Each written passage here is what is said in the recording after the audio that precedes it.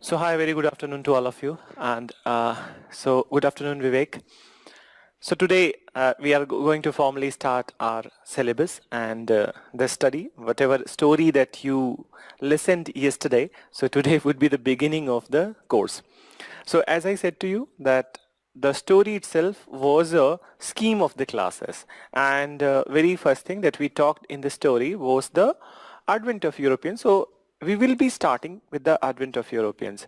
But if at all any query of yours related to the references, if it is still there, so Vivek, you can send their queries related to reference books or whatever, and I will address meanwhile. Then, and there were some queries I think that I was not able to see, but if I haven't replied, so please send your queries. I will address today, and we will begin with the today's course, that is the advent of Europeans. Then, so advent of Europeans.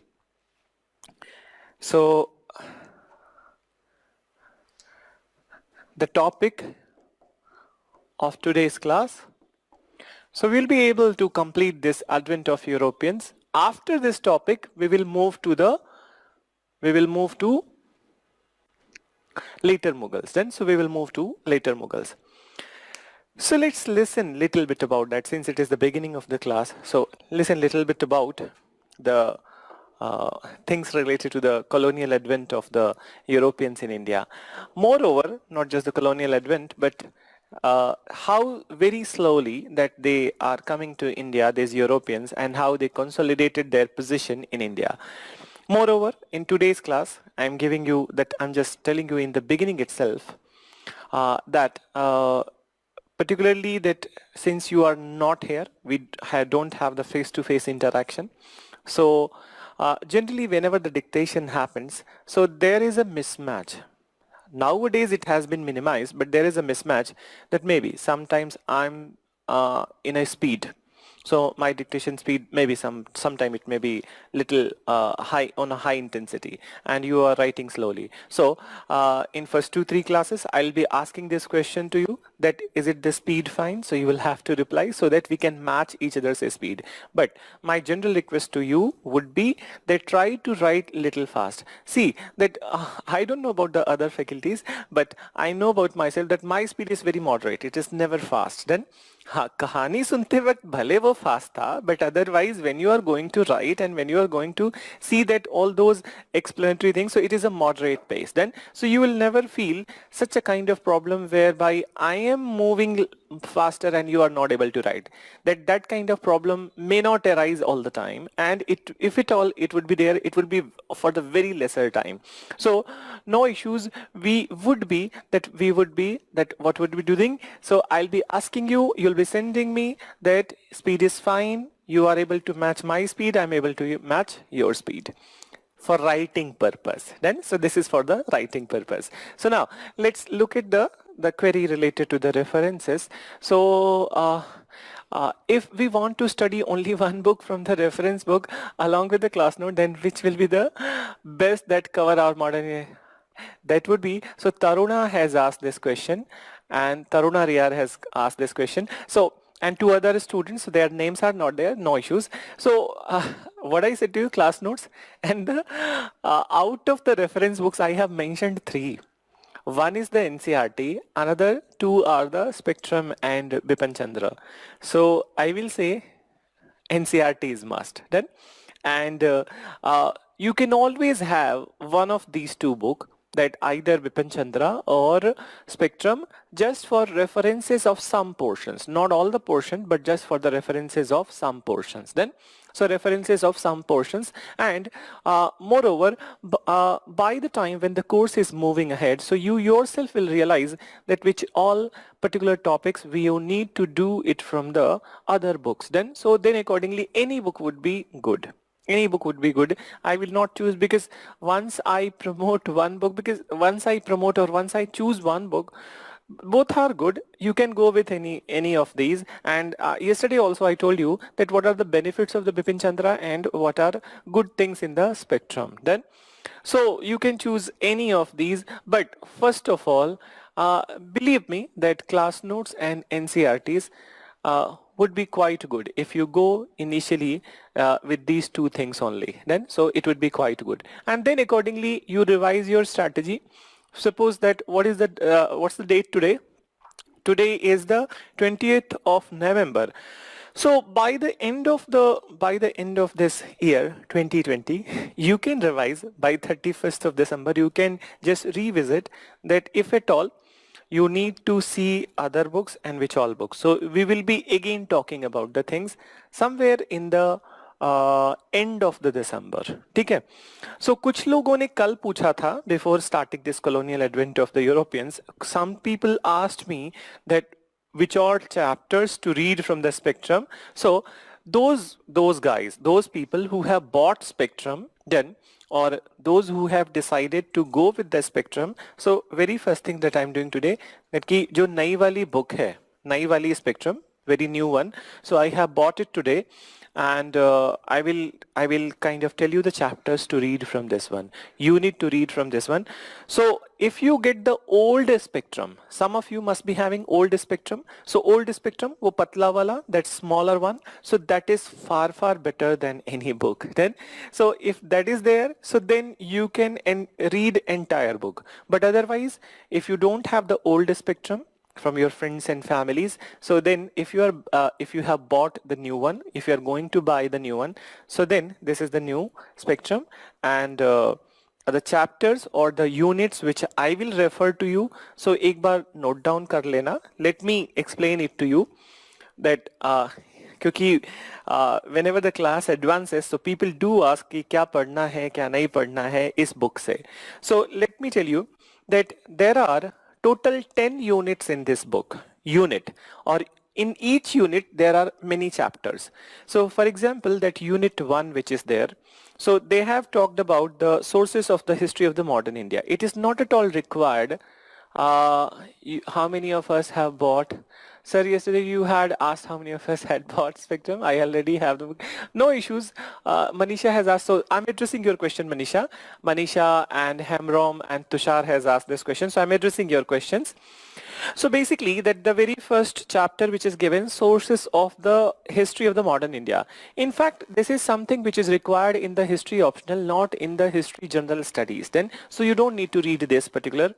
And moreover, entire unit 1, you don't need to read anything in entire unit 1. You can skip it safely. Then second unit, advent of Europeans and consolidation of British power in India. This also you don't need to read, because last 15 years that negligent, or to be very fair, no question from this section. Then in fact it's not, it's important from the perspective of the understanding rather than what to be asked in the examination. So this chapter you don't need to read. Today itself, whatever we are going to do in the advent of Europeans, I feel that is okay. Unnecessarily doing PhD in this section, not at all required. Then, so not at all required. So unit 2 also you leave, you don't need to read. You need to start with the unit 3. So unit 3 आपको पूरा पढ़ना है, और some people that may be asking the chapter, so I'm naming the name, that I'm just quoting the name of the unit 3. Rising resentment against companies' rule. So this is unit 3. All the chapters in this you will be studying if you have bought. Then if you have bought. Then unit 4, reform movements. This also you can read. Unit 5, struggle begins, means that freedom struggle. So from unit 5 onwards, all the units, like unit 6, national movement. Unit 7, era of mass nationalism begins, that you can read. Then unit 8, which is towards freedom and partition, you can read.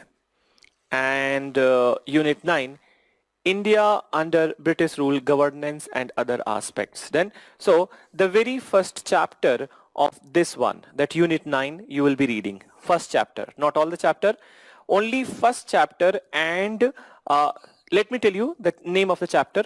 So in unit 9, what all chapters you will be reading? The chapter number 26, which is constitutional, administrative and judicial development, that you will be reading. Then 27, you can skip. 28, economic impact of the British rule in India, that you can read then. And 29, 30, development of Indian press, education, peasant movement and movement of working class. These all chapters you can read. Then the last unit which is there, post-independence. Then so post-independence, this section you don't need to read from this book, and this section you don't need to read from any book.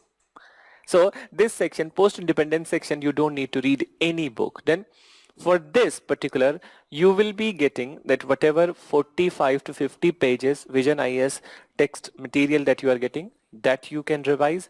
Moreover, the class notes, 6 classes would be there in the post-independence, and in post-independence, 6 classes would be much more than enough for the mains examination. So you don't need to overburden yourself unnecessarily reading all those chapters which are given in the book.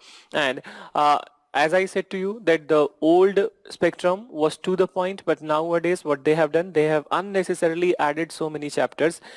Let me tell you that the old spectrum was this much thick only this much thick. Then, and you can see that it is the that 66% increase is there in the number of the pages in the new spectrum. Not at all required. Then not at all required, because see that books, whenever any book is written, so what can be conveyed in one sentence, they try to convey it in 5 sentences. On a minimum, on an optimum level, but otherwise they can even move to the 10 sentences. So this is how the book is written, and book is not only written from the perspective of the content coverage, but also from the perspective that it must give benefit, that profit to the writer. And how writer will get profit? If the number of pages would be more, the price of the book can be quoted more, and that's how they will get the profit. So there are many things which goes into a book binding, and that you need to understand. So not all the chapters you need to read from the, if you have bought this book, so, and if you have planned to buy this book, so then I have already explained what all chapters you will be reading from this book. Okay? So let's begin with the course. So what I said to you, Advent of Europeans is the first chapter. So Advent of Europeans into India. And yesterday when I was showing you those particular chronology, so in chronology part, I just showed you that 1498 was the year in which the first European company or European people arrived in India, and they arrived in India through the direct sea trade, that's direct sea route, that was the Portuguese. But do you consider that was the Portuguese or the Europeans for the very first time, they did came to India only in 1498? No, this is not true. See, what we are trying to say here, or what we trying to what basically we mean here, that when Portuguese came in 1498, that for the very first time direct sea trade, that direct sea route was discovered by the Portuguese to India. Otherwise there was contact with the Europe from India from time immemorial, but this route of the contact with the Europe from time immemorial, and they used land route then, so sea ka route nahi tha. And some places there were a partial sea route, for example that people from the Europe, they are coming till the Arabian Peninsula or Persian Gulf, and from Persian Gulf they are coming through the seaways. Then so it was not fully sea route, but it was partial sea route or fully land route through which the contact with the European world was established between India and the Europe. Moreover, you also must have heard about that there was one road which was created from the Yunnan province of the China, and it was running till the Rome. So name of the road is the Silk Road. So Silk Road was also a very famous road which facilitated the trade and commerce between India and Europe. So from time immemorial the contact was through the land route, but the problem with the land route, if you see the geography, if you see the terrain, so if you see the topography, so you will realize that it is a difficult terrain between India and Europe, and it takes hell lot of time to reach Europe. Then so there were always this particular thought among the European nations that we must find a direct sea route to India so that we can benefit from the trade.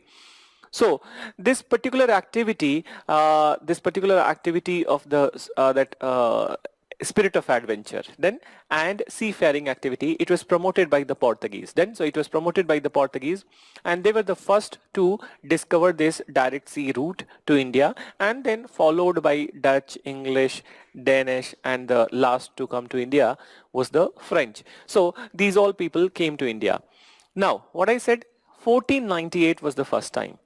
So 1498 is the first time, and 1947, that's the bracket that we'll be studying. So 1947 is the Independence Day. So near about how many years? 450 years. So in these 450 years, when the first European arrived through the sea route, and India got independence in 1947. So in these 450 years, much water has flown under the bridge in India. Then, so much water has flown under the bridge in India, and the country which was at that point of time in 1498, or you can say the 15th century, end of the 15th century, beginning of the 16th century. So at that point of time, the Indian society was a conservative, feudal, it was a feudal, conservative and exclusive social system. So we in India were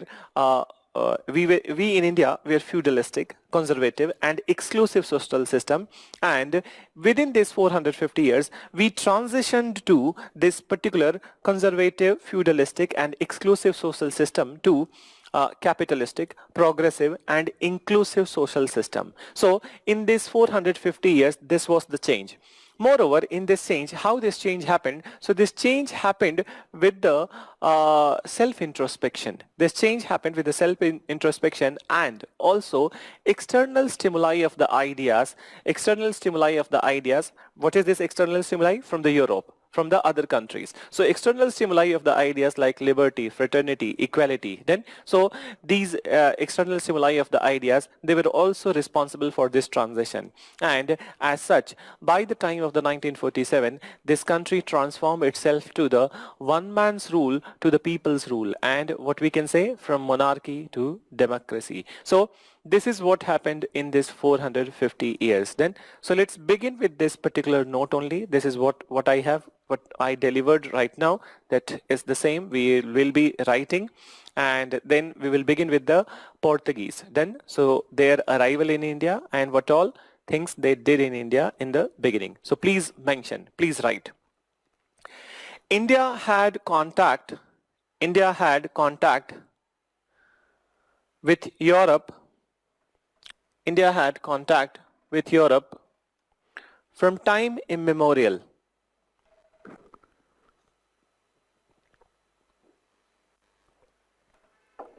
From time immemorial through land route.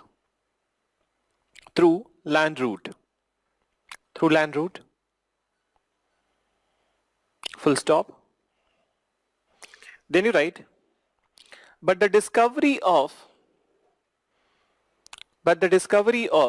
sea route had far-reaching consequences. Discovery of sea route had far-reaching consequences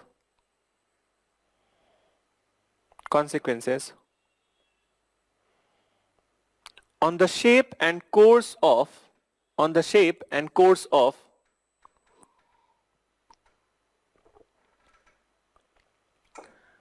Indian society and history.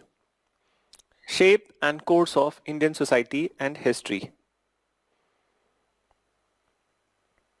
Then you write, first to arrive in India as traders, after full stop. First to arrive in India as traders were Portuguese, followed by Dutch, British and French.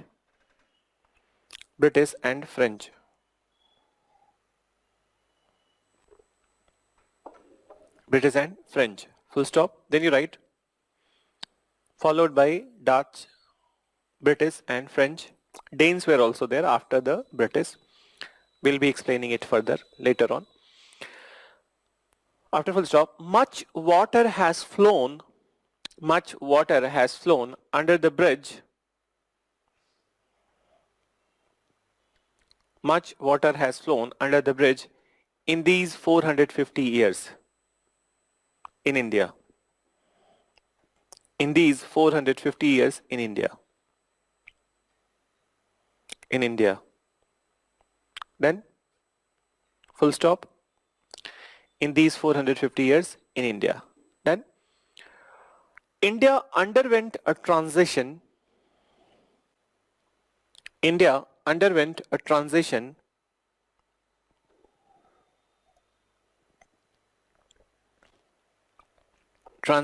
from a feudal conservative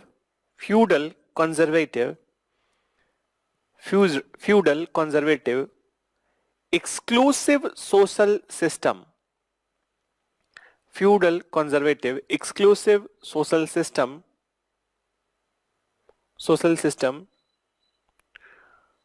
to a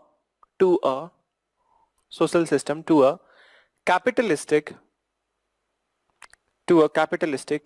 progressive inclusive social system. Capitalistic progressive inclusive social system. During this period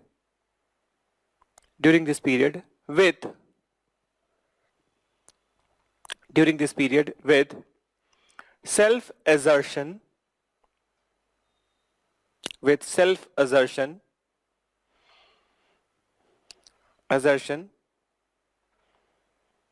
introspection and introspection and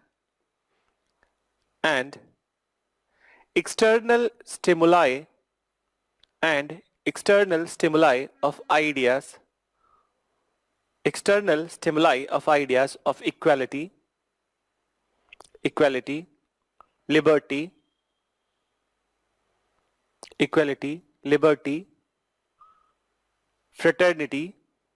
fraternity, and people's rule instead of one man's rule. People's rule instead of one man's rule, that is from monarchy to democracy.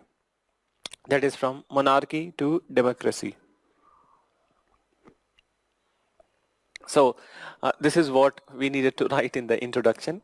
So not all the time that we'll be writing such a lengthy introduction, but since it is the beginning of the class, so we need to write in a rhythmic way some introductions, and it will give you a fair idea that how when you are going to write the answers, so what way you would be writing the answer, what kind of language you would be using.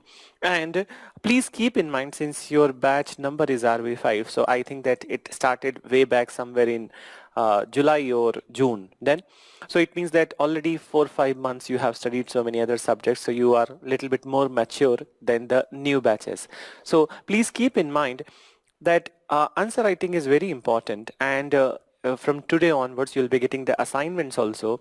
So these assignments please do write.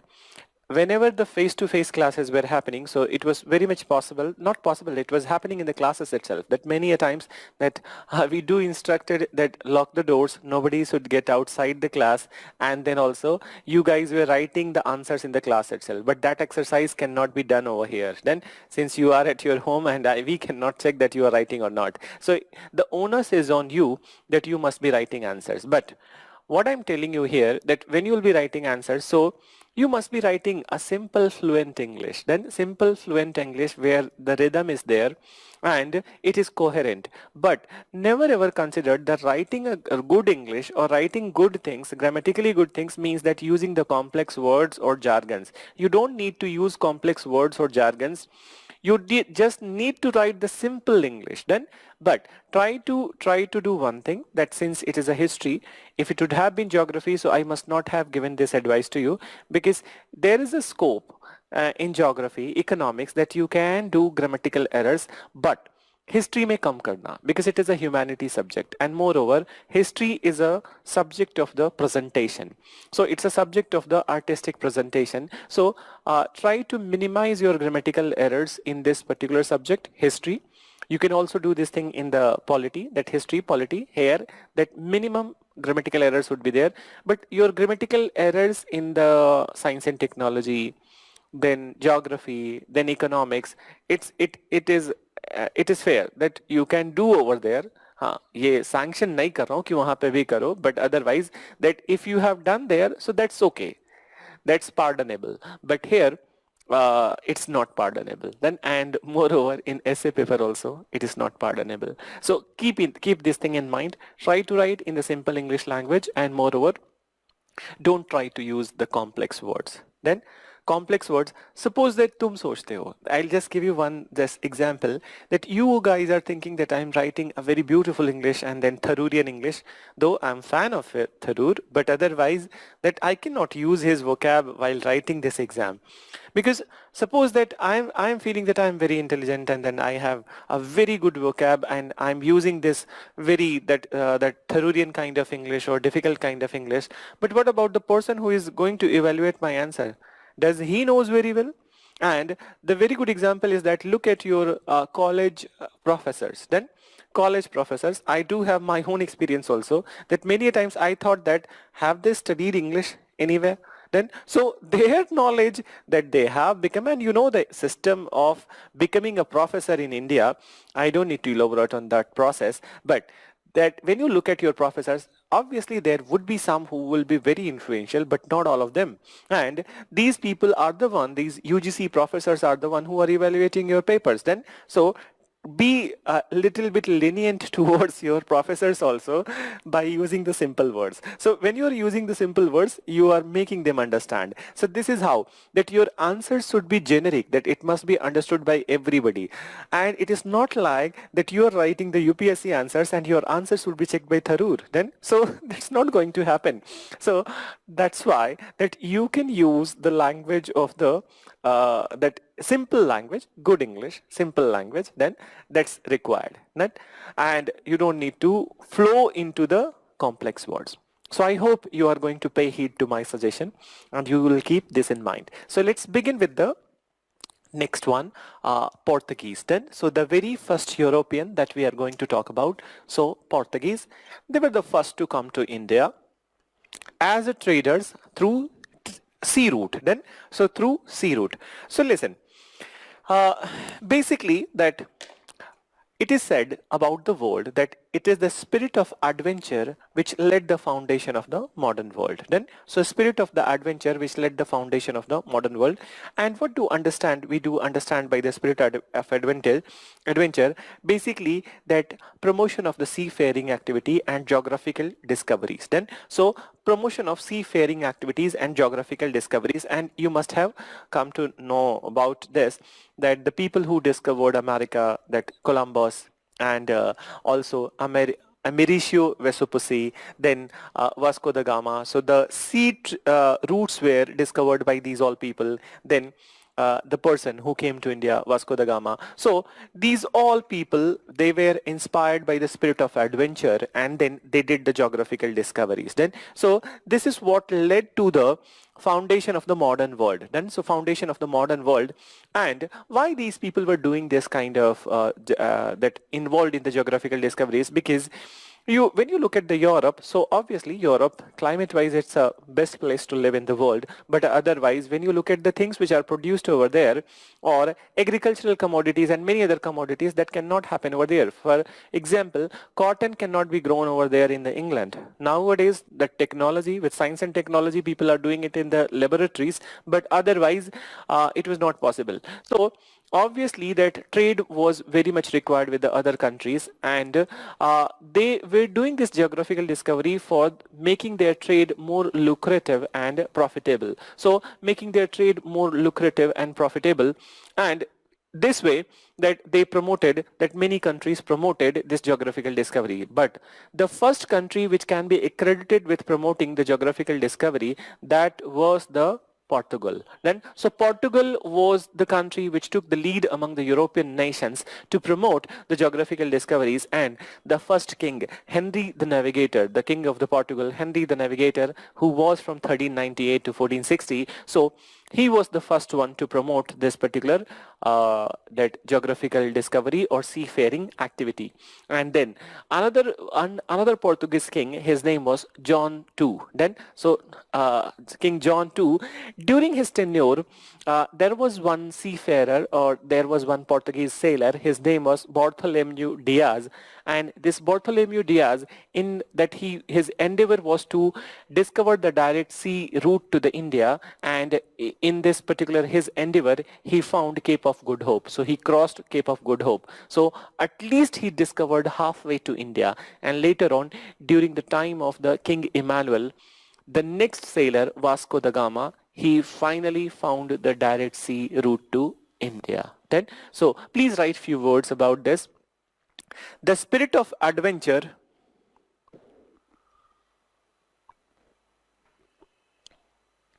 the spirit of adventure that led to foundation of modern world, that led to foundation of modern world,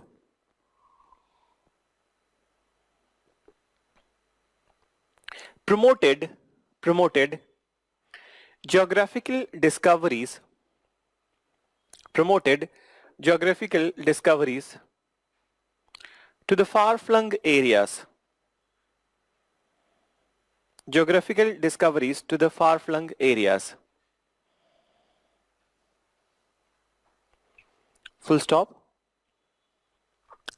The primary objective of these voyages, the primary objective of these voyages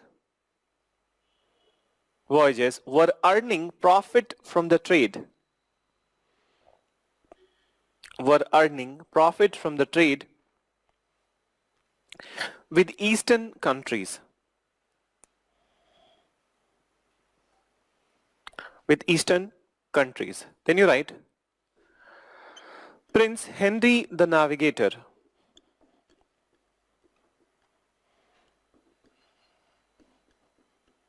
Henry the Navigator,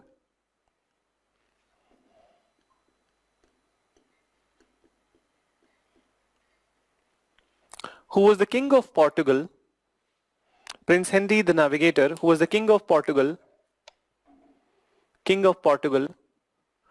took lead among the European nations, took lead among the European nations and promoted seafaring activities, and promoted seafaring activities,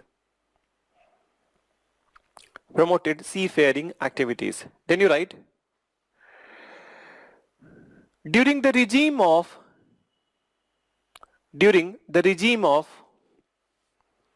King John II, during the regime of King John II, a sailor, King John II, a sailor,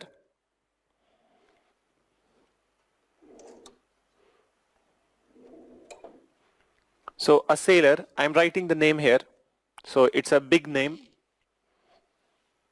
Bartholomew Diaz.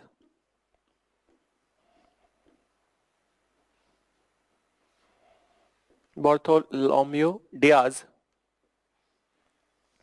crossed the Cape of Good Hope, crossed Cape of Good Hope.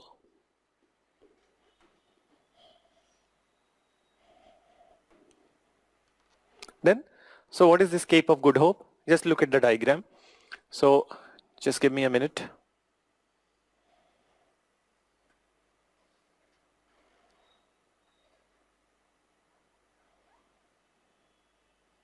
So Africa, then if you consider Portugal here, then this area Portugal. So listen, so from Portugal, this person started, Bartholomew Diaz started, and let's create India also so that it will be easy to understand.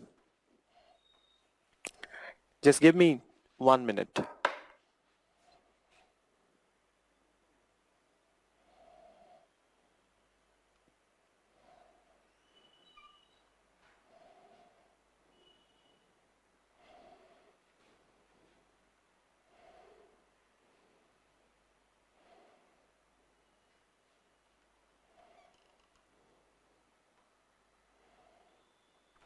So world map.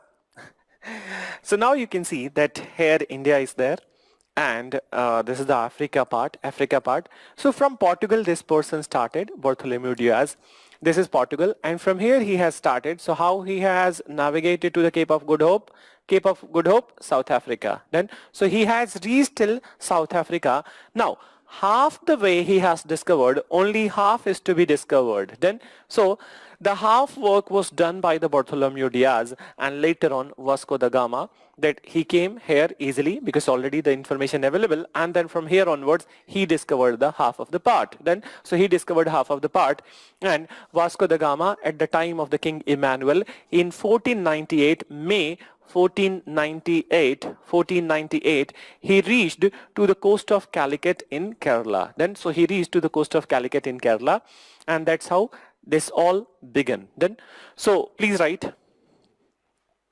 I'll be using this diagram later on also. So you write that during the tenure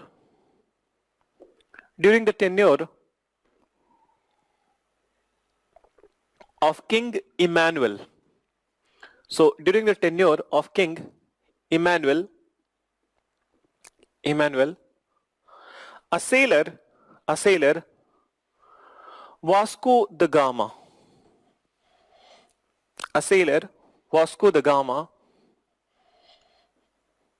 reached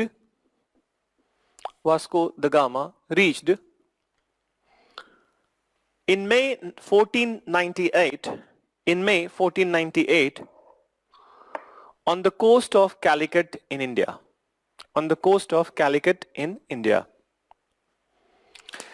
So on the coast of Calicut in India.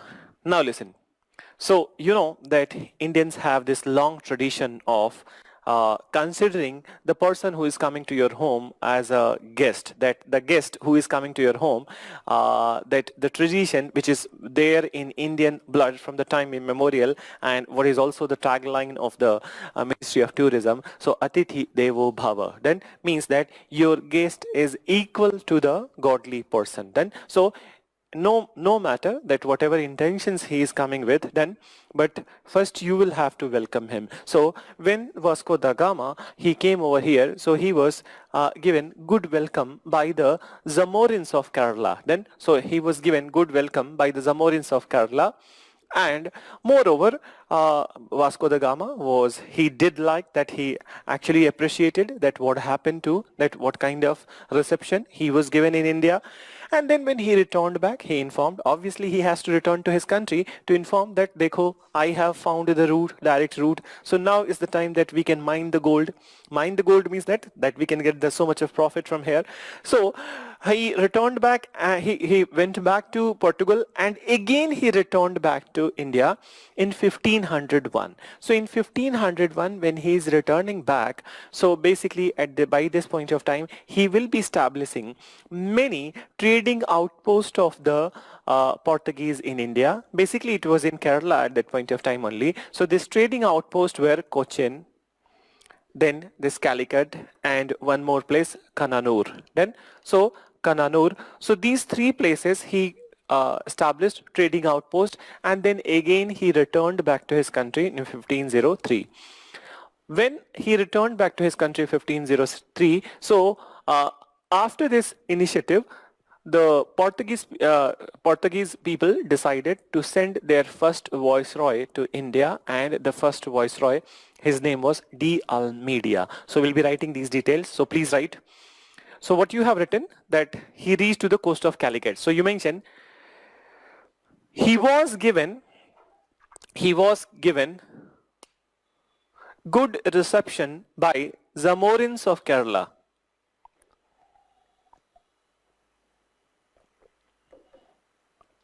Good reception by Zamorins of Kerala. Then further you mention, by 1503,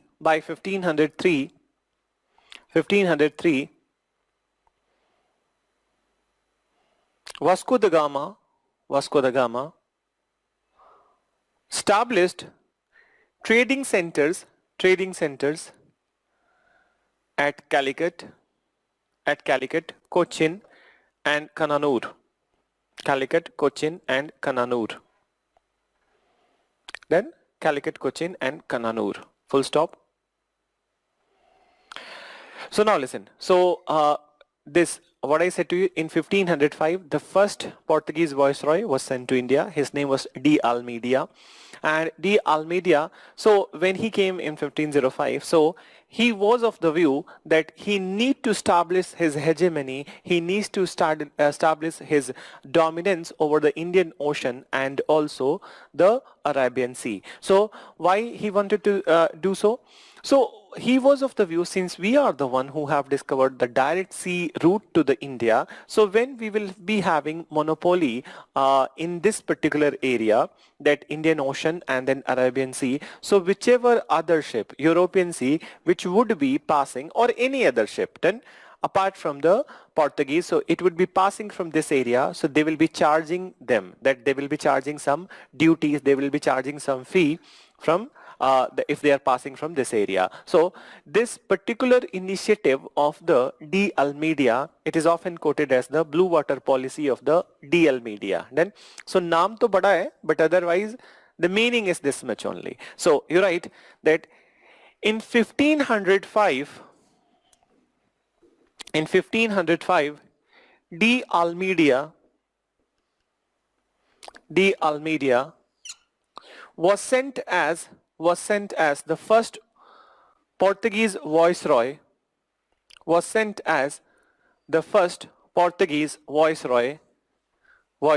in India. First Portuguese viceroy in India. Then further you mention he came up with his blue water policy. He came up with his blue water policy,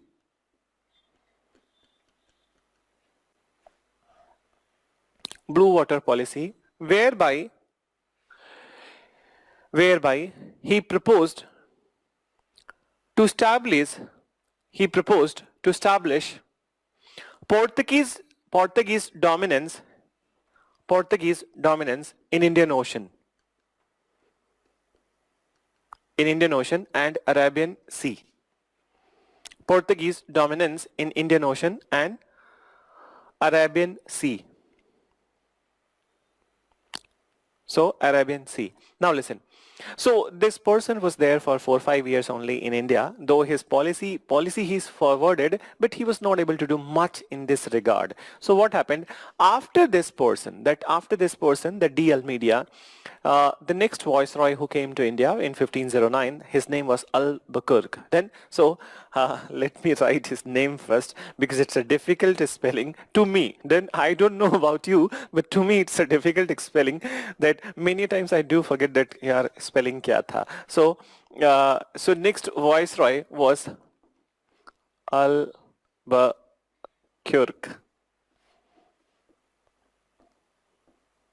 Then, so for the very first time when I read the spelling of his name, so it seemed to me much more difficult than the spelling of the name of the Shakespeare. Then, and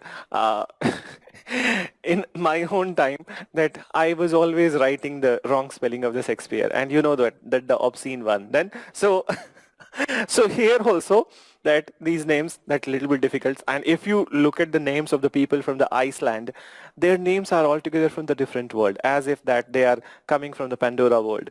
So no matter. So Albuquerque was the next viceroy, and he was the real founder. He is considered as the real founder of Portuguese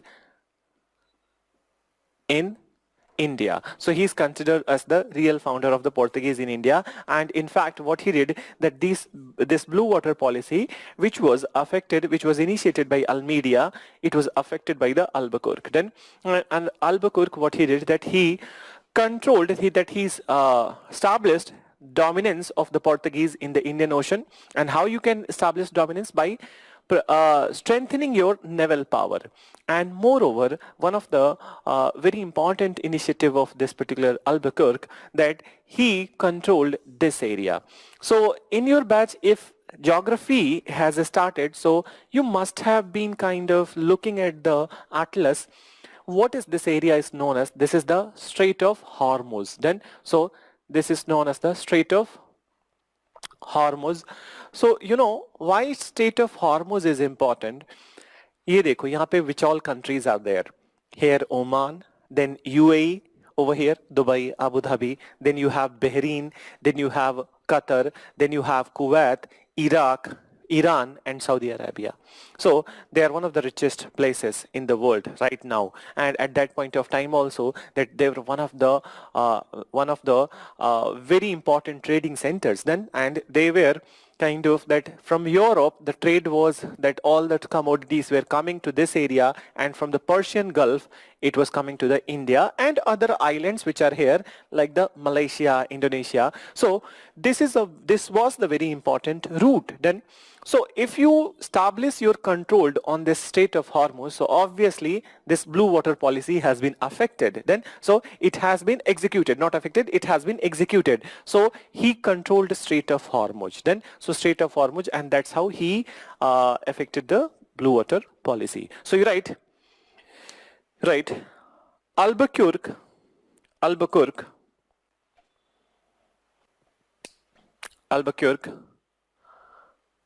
was the next viceroy,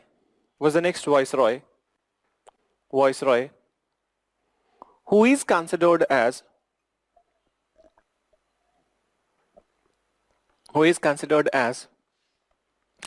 the real founder of Portuguese power in East. Real founder of Portuguese power in East. Portuguese power in East. Then you write, he conquered Hormuz. He conquered Hormuz.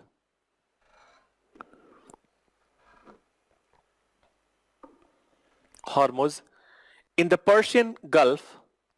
He conquered Hormuz in the Persian Gulf and eclipsed influence of Arab traders in India. Influence of Arab traders in India. Then another initiative of this person, that this Albuquerque, that he was the one who controlled Goa. Then so he was the one who conquered Goa in 1510, and he, with the permission of the local ruler of the Cochin, he created a fort at Cochin. So you write that he conquered Goa in 1510. He conquered Goa in 1510 and created a fort at Cochin, Portuguese fort at Cochin, with the permission of local ruler.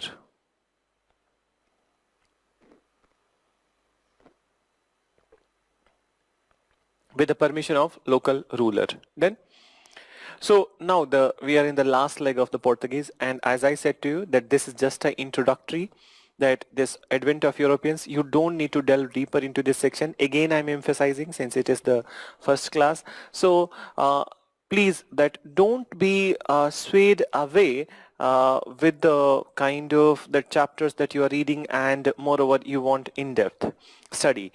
What you need to do, again I'm emphasizing that to look at that what kind of that how you will be orienting your preparation. So please look at the previous year paper, what kind of question UPSC has asked in the prelims and mains examination, and accordingly you do the cost benefit analysis and read those chapters or the subjects.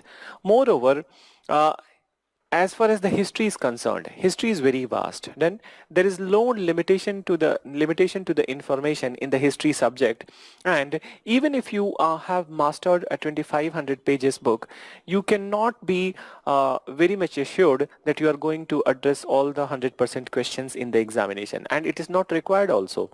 Since the prelims examination cutoff thing I mentioned yesterday itself, that 49% from last 3 years is the cutoff, and maybe if it is going very high, so that was the 55%. So you don't need to answer all the questions. It is not at all required then. And moreover, you need to adopt a smart strategy whereby that you need to have a wide coverage of the content, rather than that in one topic you are becoming so emotional that you are doing PhD in that particular topic. And if at all that topic is UPSC is not asking from long time, so it is irrelevant. So accordingly, please see the previous year paper, mains and prelims both, and uske according he preparation karo. So for this section, what I'm saying, that when I was elaborating about the spectrum book itself, so when I told you that old spectrum book was very good, kyun? Because unnecessarily they did not increase the number of the pages and number of the chapters. Then now what they have done, that there was no chapter like the Advent of Europeans, now they have added. Then and Advent of Europeans, as if that you need to do the PhD in the Advent of Europeans. And in last 15 years there is no question from that particular section except English and French. So except English and French, which is basically English would be there because we are reading the modern Indian history, it is all about the English then, and then French confrontation at some point of time. Otherwise they haven't asked anything from this section. So why the hell we will be investing so much of time of ours into reading or doing the PhD in this section? So this exam, that beauty of this exam is about that it's a generalistic exam. It's not a specialization then. So it's not a specialization, so you don't need to do specialization in any such topic then.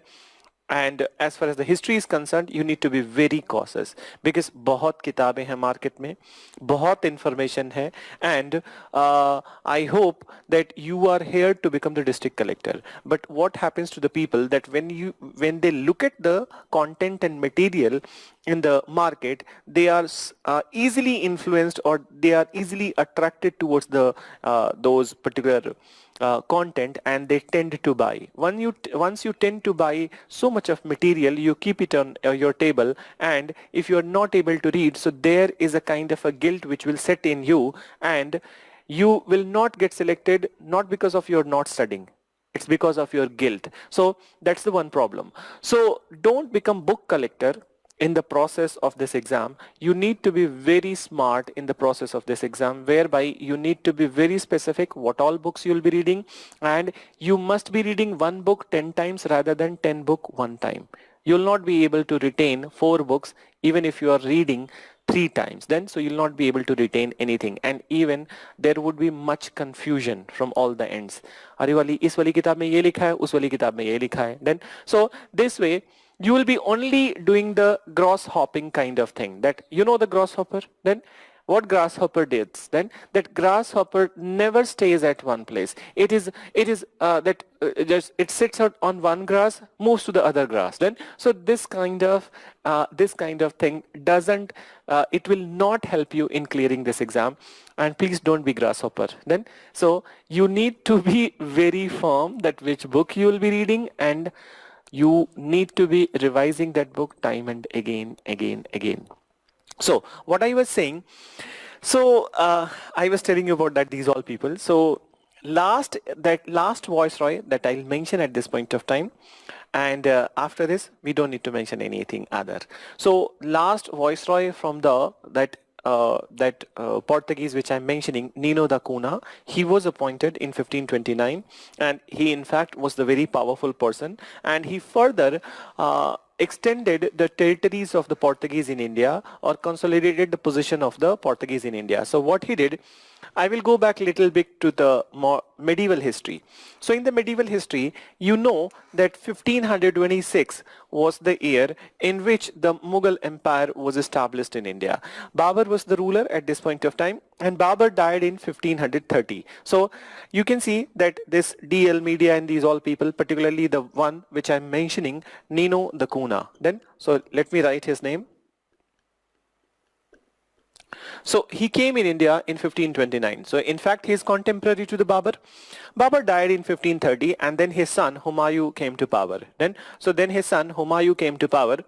So when Humayun came to power, so listen little bit, you don't need to write this part because you will be writing it in the medieval history. So एक बार देख लो that what I'm mentioning. So when Humayun came to power, so what he did, that Humayun wanted to control this Gujarat area. And there was a one local ruler in the Gujarat, his name was Bahadur Shah. So his name was Bahadur Shah.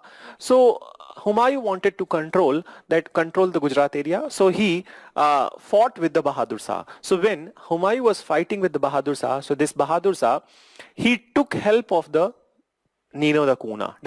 So he took help of the Portuguese and he took help of the Portuguese to fight against the Humayun. So what happened that in this fight, when the Portuguese were fighting on the behalf of that with Bahadur Shah, so Bahadur Shah promised that he will give some territory to them. And what was that territory? So the area of Bassein.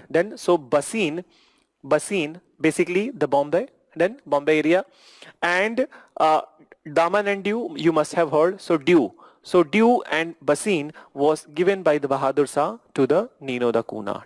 And later on, it is not the Humayun who killed Bahadur Shah, it is the Portuguese who killed Bahadur Shah. Okay? When they helped, he gave this, and later on when he refused that no, I will take little bit of time before giving it to you. So they called that this Nino da Cunha, he called Bahadur Shah to one of his ship, and then there he killed him. So this is what happened, that how Portuguese, they increased their power in India. And one last thing about the Portuguese that I need to tell you is that with the arrival of the Portuguese in India, since they were coming to India for the purpose of the trade, so their arrival promoted the cultivation of the cash crops in India. And what all cash crops? So particularly cotton and spices, and also silk industry was promoted. So also silk industry was promoted. Even they wanted tobacco also. So please write, during the tenure of Nino da Cunha, Portuguese acquired due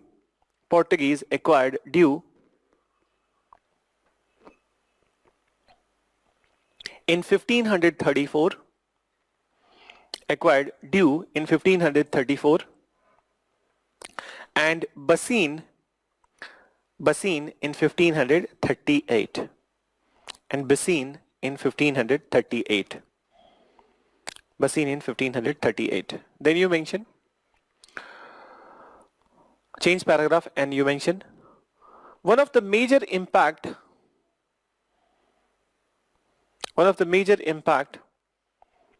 on Indian society due to arrival of Portuguese. One of the major impact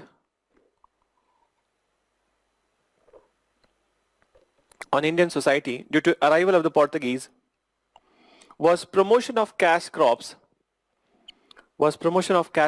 in India like cotton, cash crops in India like cotton, spices, silk and tobacco. Spices, silk and tobacco. So spices, silk and tobacco. So this is about the Portuguese. I will be keeping this much information from my side, and I have already given you clear suggestions that what all things that you need to do over here. So if you want to do PhD, it is up to you. You can do, and which is very well mentioned in this spectrum itself. So you can read if you want then, but otherwise from my end I will say don't do that. Wherever more information, more value addition would be required, I will be suggesting. So let's come back to the next company, and these two companies are there, that these are the small ones to discuss. Then the companies are not small, but that little details are there to discuss. And these companies, they slowly and over the period they winded up their business from India. So next one we need to mention is the Dutch.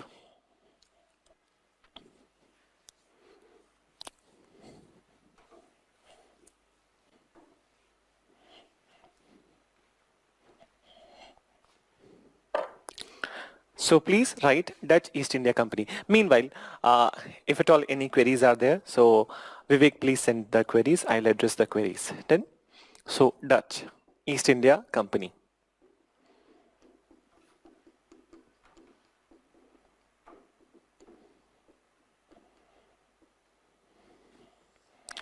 Dutch East India Company. So Dutch East India Company, listen, and as far as the arrival of these particular European companies are that or European people are is concerned, so first was the Portuguese, second was the Dutch, third was the English, fourth was the Danes, and fifth or the last was the French. But when it comes to the formation of the companies, so there would be different sequence. So after completing this part, I will write both the things so that any confusion related to this which is there, so that can be formally let down to the rest. So Dutch East India Company. So Dutch East India Company. So this company was created in 1602, 20th of March 1602. But before this company was created, many Dutch people in their own personal capacity of the trader, they were coming to India and they were trading with the India. So let me give you some examples from the medieval period. That Akbar, so when we talk about the Akbar, so when Akbar's tenure started from the 1556 and he was there till 1605. So in the rear end of the tenure of the Akbar, somewhere around 1595. Then somewhere around 1595, there were Dutch traders who came from that Dutch area and they went to the Indonesian islands. Then so Indonesian islands, Sumatra, Bali, Java, then Bantanam Island. So these all islands. So Indonesian islands. So they first went to Indonesian island, and from Indonesian islands, what they were doing, that they were bringing some new products to the India, particularly in the court of the Akbar, the traders who were there at the time of the Akbar in India. So they were selling these products to the people in the Akbar's time. Then, so people who were there, people who were traders in the Akbar's time. So what they were doing, that this Dutch people, they were selling that suppose they are buying one good from the Indonesia in 1 rupees और उसको ये क्या करते थे India में 40 rupees में बेचते थे. So they were selling it in 40 rupees in India. So this was huge profit they were making then, and huge profit they were making. So this was known to the other European people also that trade in the East is very lucrative. So they all were trying to come to the East Asian nations. Then, so moreover, that this is what was happening, and since they were selling the good at a very high price, so the rulers in India, they were of the thought that if other European companies will come to India, and moreover, they will be selling the goods on the lesser level, so they will be given concessions. So that's how this was there in the mind of the Indian rulers, that if other European or other people are coming, so if they are selling the goods on a lesser amount than the Dutch, so then obviously these all would be given concessions. So that's how all the companies which were coming over the period in within 10-15 years, so they all were given little bit of concession to trade in India. Then so Dutch East India Company, so this is the background, that they were coming to India in their personal capacity from 1595, but otherwise the company was created in 1602. Then another thing that that I need to mention, that which all places they created their trading headquarters, that not headquarters, trading outpost. And Dutch, they were mainly interested in the spice trade. Then, so this Dutch people or Dutch East India Company, it was mainly interested in spice trade. And as far as when we will be looking at the other companies like the English and the French, they didn't had any such intention to acquire a territory in India. Then, so their motive was getting profit from the trade. So they were interested in spice trade, and moreover Indonesian islands were the abode of the spice trade. So once the Dutch East India Company arrived, later on English arrived and French also arrived. So when these all arrived, so there was a stiff competition in the trade. Then stiff competition in the trade. So at this point of time, these Dutch people, they thought that rather than that keeping our legs in the two boats, why not keep it in one boat only? So they decided that they will wind up their business from India and they will focus on Indonesia. So because of the Indonesian islands, they winded up their business from India and they left the country. Then, though in one such battle, they were defeated by the Britishers also, which is Battle of Bedara in 1759, which we'll be mentioning later on. So, Battle of Bedara 1759. So, this is what they felt, that it is unwisely to contest with the British and French rather than focus on the Indonesian islands, because here there is no presence of the British and French. Then, so they went to the Indonesian islands. So, please write. It was established on 20th of March 1602.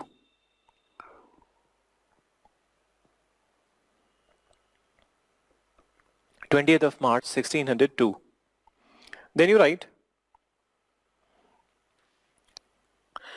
Dutch were mainly interested in spice trade. Dutch were mainly interested in spice trade.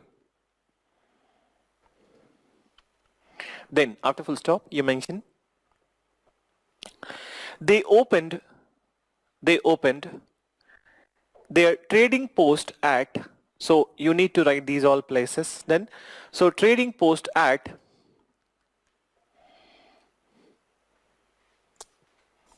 Pulicat, trading post at Pulicat, Cambay, Surat, Kasim Bazar,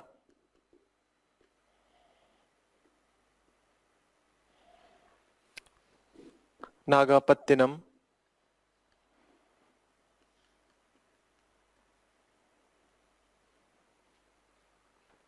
then so Pulicat, Cambay, Kasim Bazar, Nagapattinam, Dhaka, Patna and Hariharpur.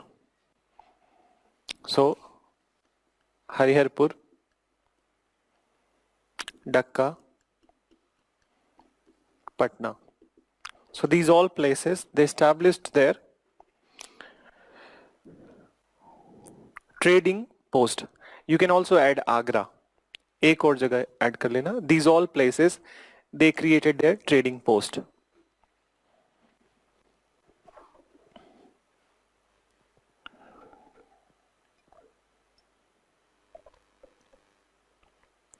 So Pulicat, Cambay, Surat, Agra, Hariharpur, Patna, Dhaka and Nagapattinam.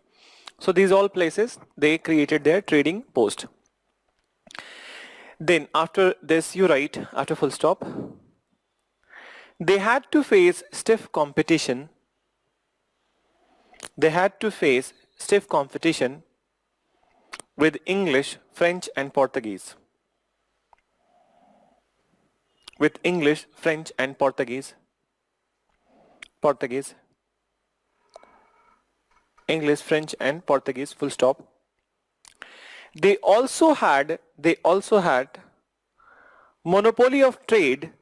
They also had monopoly of trade with Indonesia. Monopoly of trade with Indonesia, which is considered as the major reason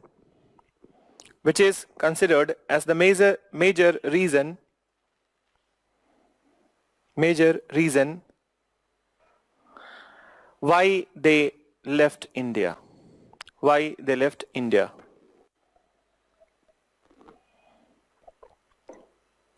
Why they left India. So this is about the Dutch East India Company, this much. Then now come to the next company. It is the Danish East India Company. So from the Denmark,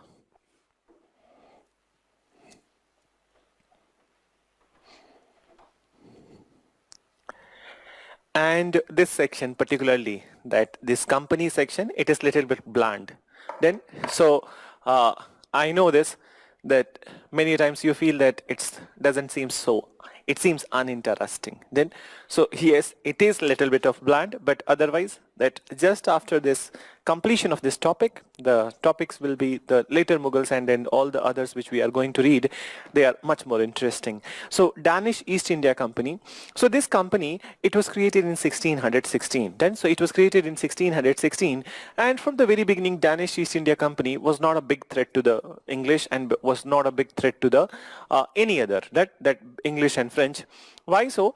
Because Danish East India Company, obviously they came from the perspective of the trade and commerce, but at the same point of time, they were also not interested in acquiring any political or that territorial gain in India. So they were not having this kind of intention. Moreover, one of their intention was to promote the Christian missionary activity. So they were more involved in Christian missionary activity, and that's why they never seemed a threat to the other Portuguese or French or English companies. So that's why they were surviving quite well over here in India, and they were concentrated at few places only. Their trading outposts were not at many places in India. In fact, it was there at the two places only.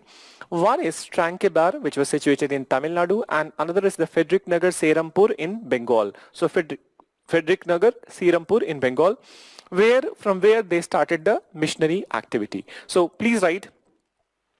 It was established in 1616. 1616. Then you write, they created their trading outpost. They created their trading outpost at Tranquebar,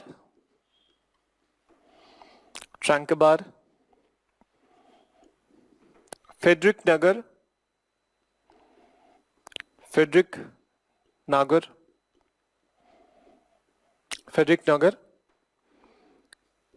in Serampur, Bengal.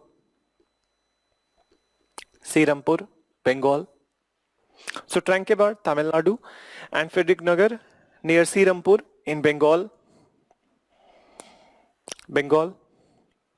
Then further you mention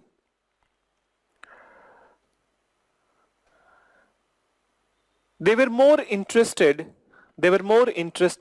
in Christian missionary activity.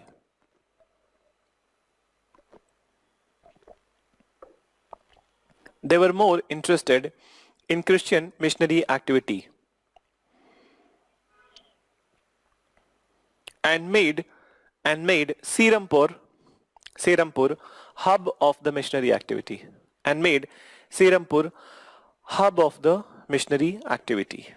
Then there was this Danish officer in India. His name was William Reverend Carey. So there was this Danish officer in India. His name was William Reverend Carey.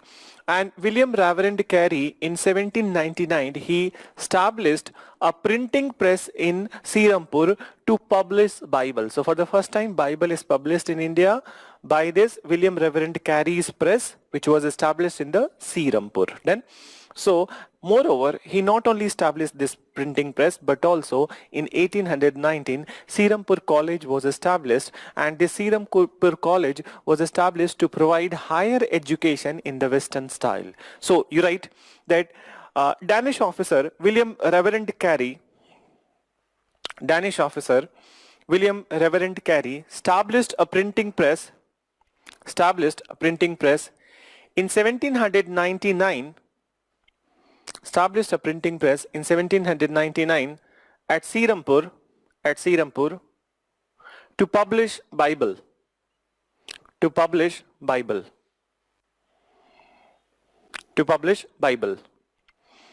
Then further you mention in 1819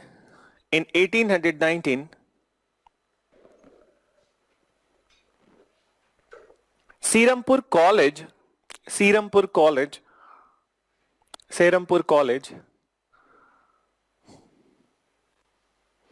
was established to provide higher education in Western style.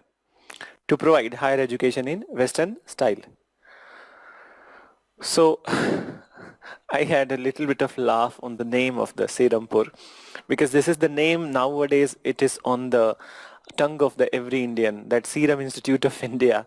So when and where and how they are going to produce the millions and millions of the vaccine doses. So everybody is on their toes, that all those companies all over the world, they are on their toes, that how to effectively and very quickly make available the vaccines to the people. And you know, for the very first time in the world, that new scientific achievements would be there in this corona pandemic. Because see, that that's not my subject, but we are going through a phase where you must have information. So maybe science and technology sir will be telling you these all things, but I'm just telling you that this mRNA route of the vaccine, if at all, if it is going to be that effectiveness of the Pfizer and then BioNTech and then the Moderna vaccine, they are the mRNA vaccines. So if they are going to be very effective, so it would be a great achievement to the scientific community. And that maybe it is predicted that in our lifetime, or maybe this is going to be the last pandemic in the world. चलो अच्छी बात है अगर जो ऐसा होता है तो. So mRNA route, for the very first time it has been tried, though the concept was there, but for the very first time it has been tried. There are some issues related to the storage, and there are some issues related to the how they will be transferred from one silos to other silos, but otherwise it's a effective technology. So effective technology, mRNA. And though I do have good background of the bio also, and then there's all kind of thing I understand, but otherwise in science and technology, Sal will be telling you these all kind of things, and I feel very interested that what is happening in the scientific community at this point of time. So there are, in the world, you know that there are different routes of the vaccines which are getting created. One is the adenovirus, and then which is the one? Oxford virus. Then so adenovirus, let's talk it later, some point down the line in the December. We will talk about this. So अभी तो history पढ़ते हैं. Then सोचोगे तुम लोग भी कि मतलब ना हिस्ट्री पढ़ रहे हो, बायोलॉजी की बात कर रहे हो. See that I did had that.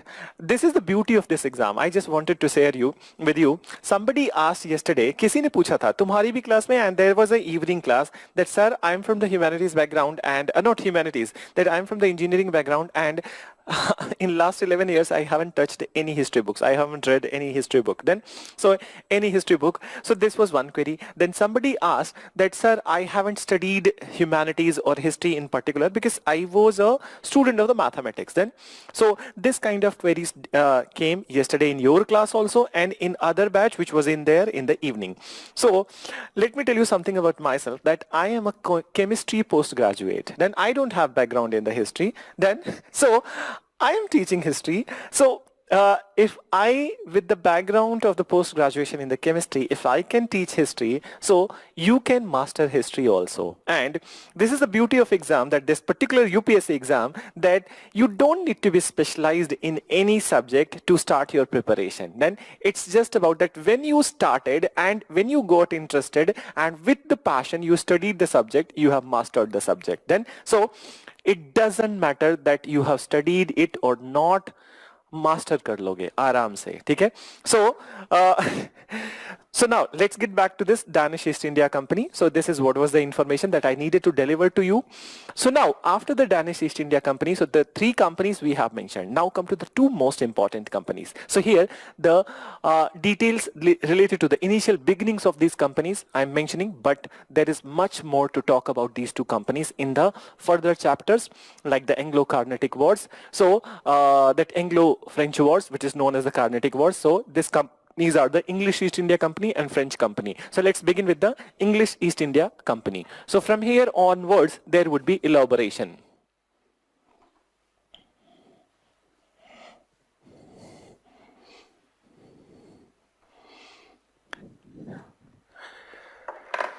So English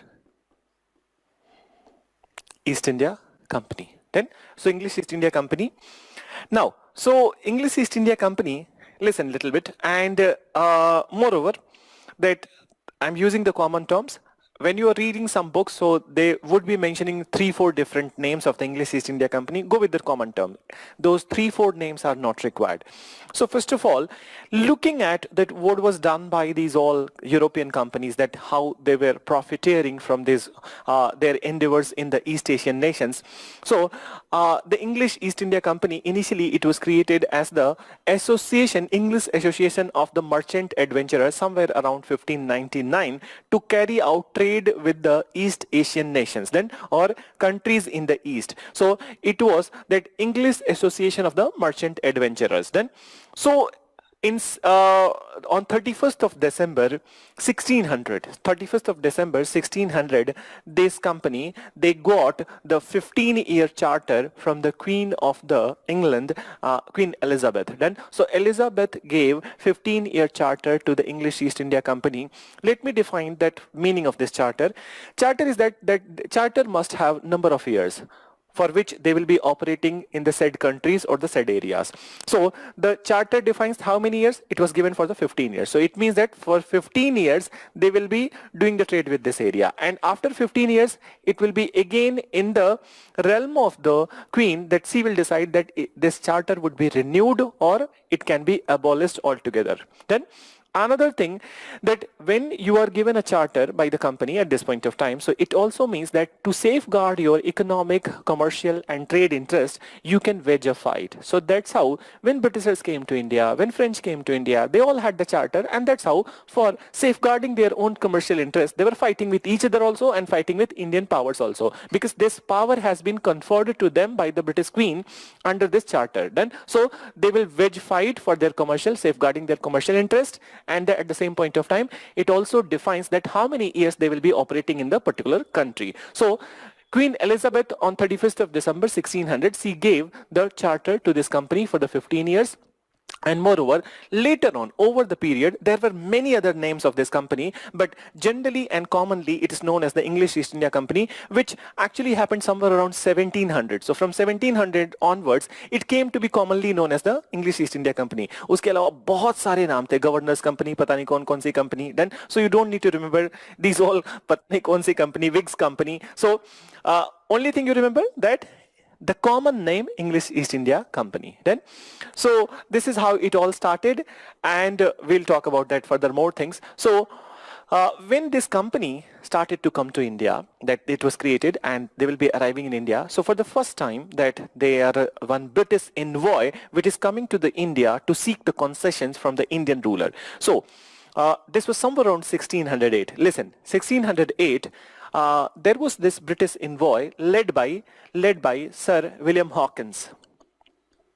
So led by Sir William Hawkins, they came to the court of the then Emperor of Hindustan, and his name was Jahangir. So they came to the court of the Jahangir. So Sir William Hawkins and his envoy, that British envoy, they came to the court of the Jahangir to seek the trading concessions from the Mughal Emperor Jahangir. So as I said to you that it is there in the Indian blood that the guest would be given good welcome. So they were welcomed, that English people were welcomed, and moreover Jahangir granted them some concession. So Jahangir granted them concession. Moreover, Jahangir also gave a Mansab rank to William Hawkins. Then, so Mansab, we'll be talking about this Mansab and Mansabdari in a very detailed fashion, but for the time being you understand an officer ranking. Then, so he gave Mansab status to the William Hawkins.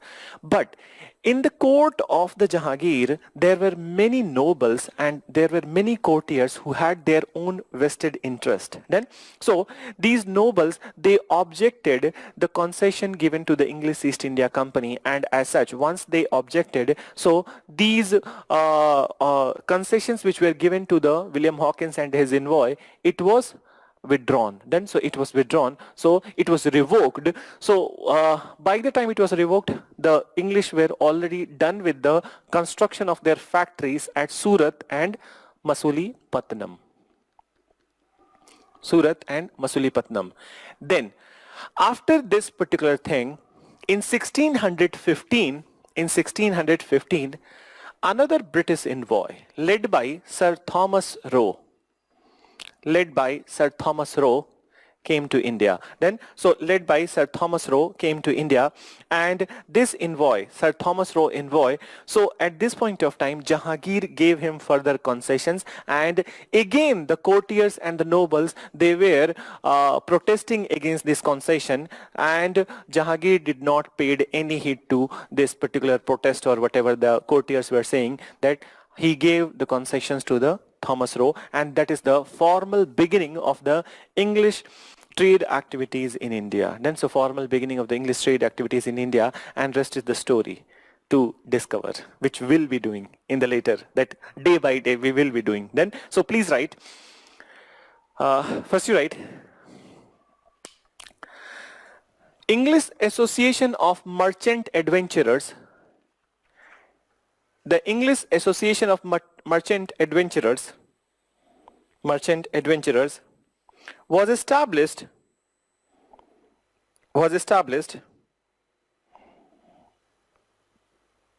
in 1599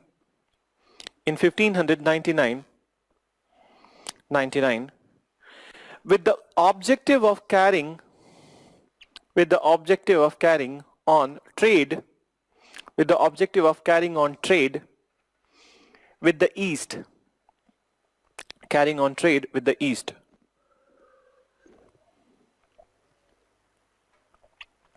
With the objective of carrying on trade with the East. Full stop. On 31st of December, 1600,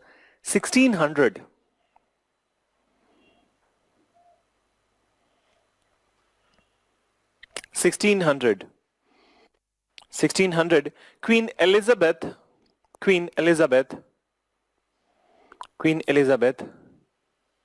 gave royal charter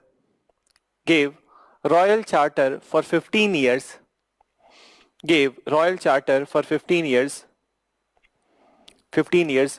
to merchant adventurers. 15 years to merchant adventurers. Then full stop. Over the period, this company came to be known as English East India Company. This company came to be known as English East India Company. Then full stop. Then you write, around 1608, a British envoy,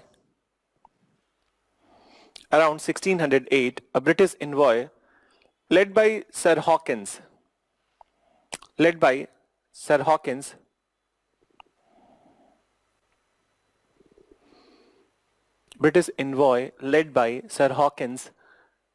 came to Jahangir's court,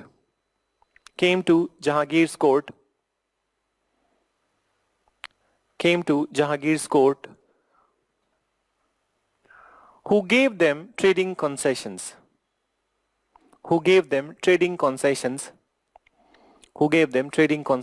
and also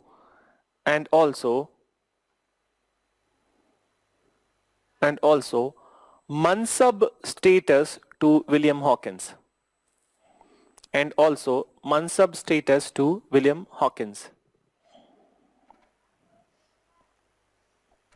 Full stop. Then further you mention Mansab status to William Hawkins. Full stop. But soon all the concessions were revoked. By Jahangir under the pressure of nobles in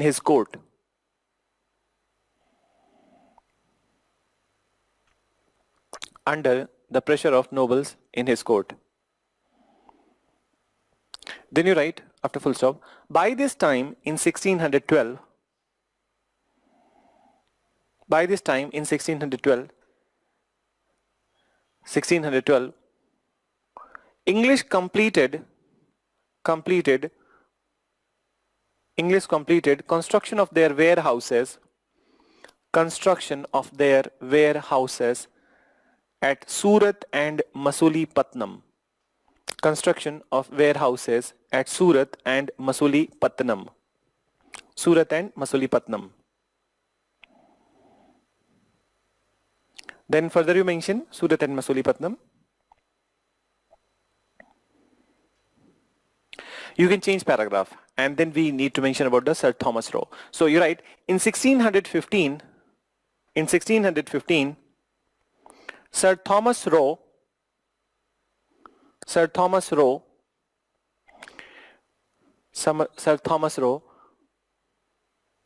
visited Jahangir's court and British were granted further trading concessions.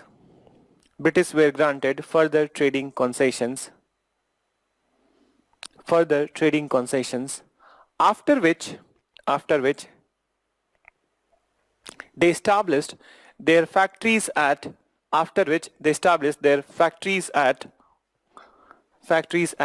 Agra, Ahmedabad and Bharuch. So nowadays it is Bharuch, or nowadays kya hamesha se it was Bharuch, but otherwise this is the spelling which was written by the Britishers. So you write this one, Bharuch. So they created this, they created factories at these all places. Now listen. So from here onwards, what happened? So this is the beginning of the British trading outpost in India.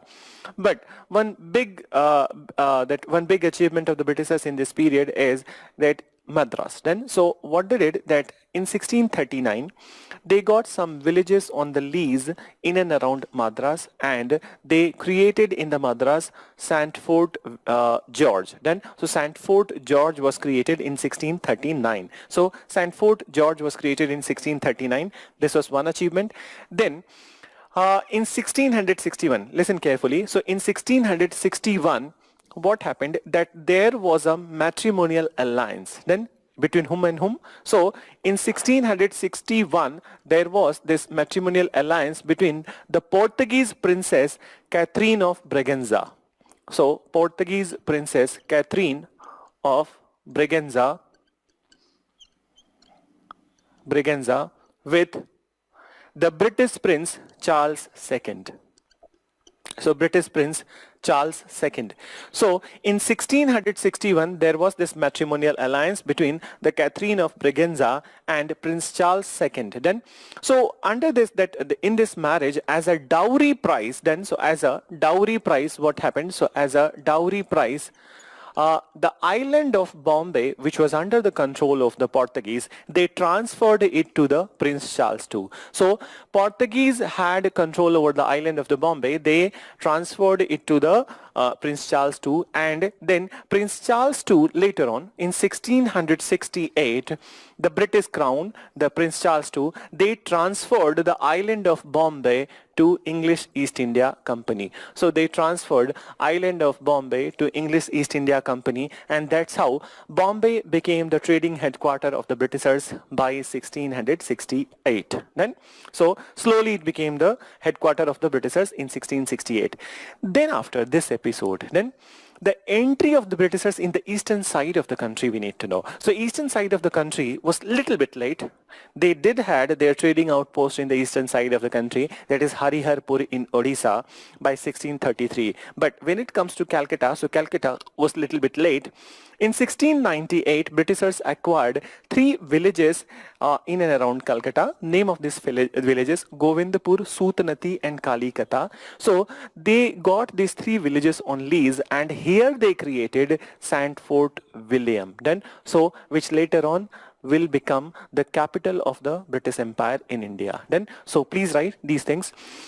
So what you have written, Sir Thomas Roe part you have written, and then the Agra, Ahmedabad and Bharuch you have written. So next you write, in 1639, in 1639, they got village on lease. They got villages on lease around Madras, where where they created Saint Fort George, where they created Saint Fort George, full stop. Then you write, in 1661,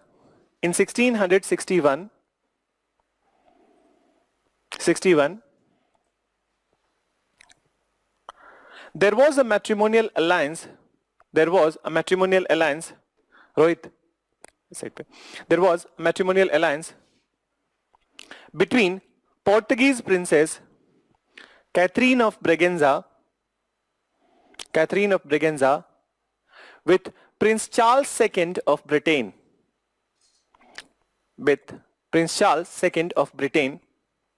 Full stop. Then you mention, as a dowry prize, after full stop, as a dowry prize, the island of Bombay was transferred.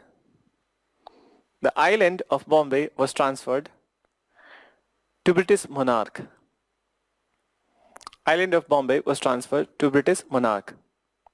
Full stop. Then you write, in 1668, Bombay was transferred to English East India Company. At a nominal price of 10 pounds. English East India Company at a nominal price of 10 pounds. Then, so very less rate that even you could have bought the Bombay at that point of time. So, a nominal price of 10 pounds. Then, after full stop, you write, but it was just a token amount. Then, in reality, it was free of cost to British East India Company. So, then you write, Bombay soon became the trading headquarter of the Britishers.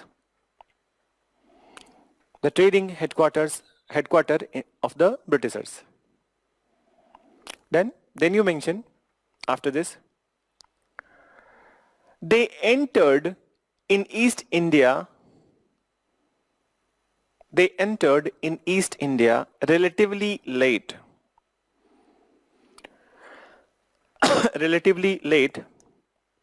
That is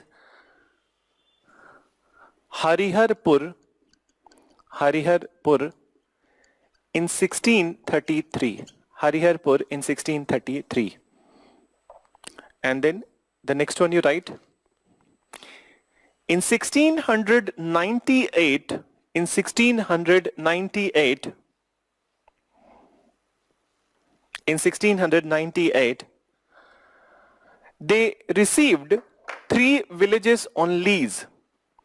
In 1698, they received 3 villages on lease, that is Govindpur, Sutnati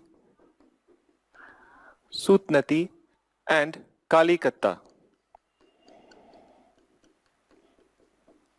3 villages on lease, which is Govindpur, Sutnati and Kalikatta,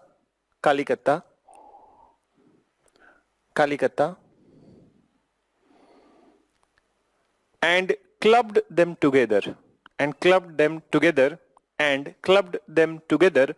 to create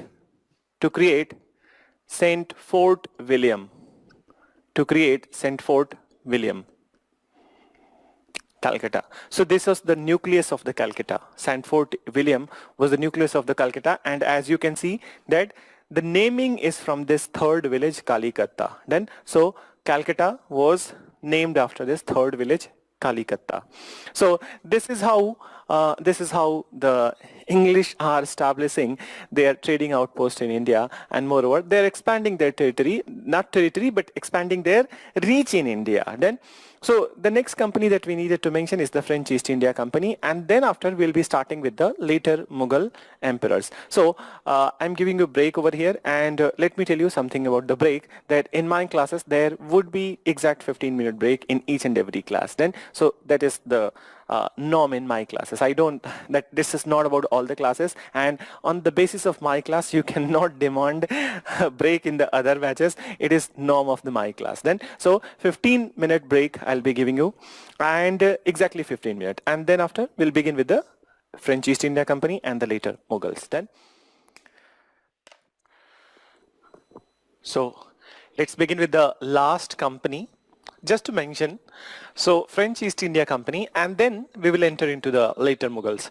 So before beginning this thing, Vivek, if there is any question, so you can send.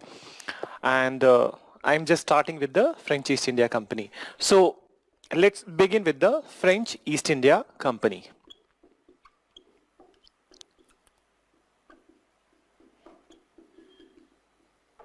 And this was the last company to arrive in India. Moreover, last company to be formed. So thank you, Vivek, for your response.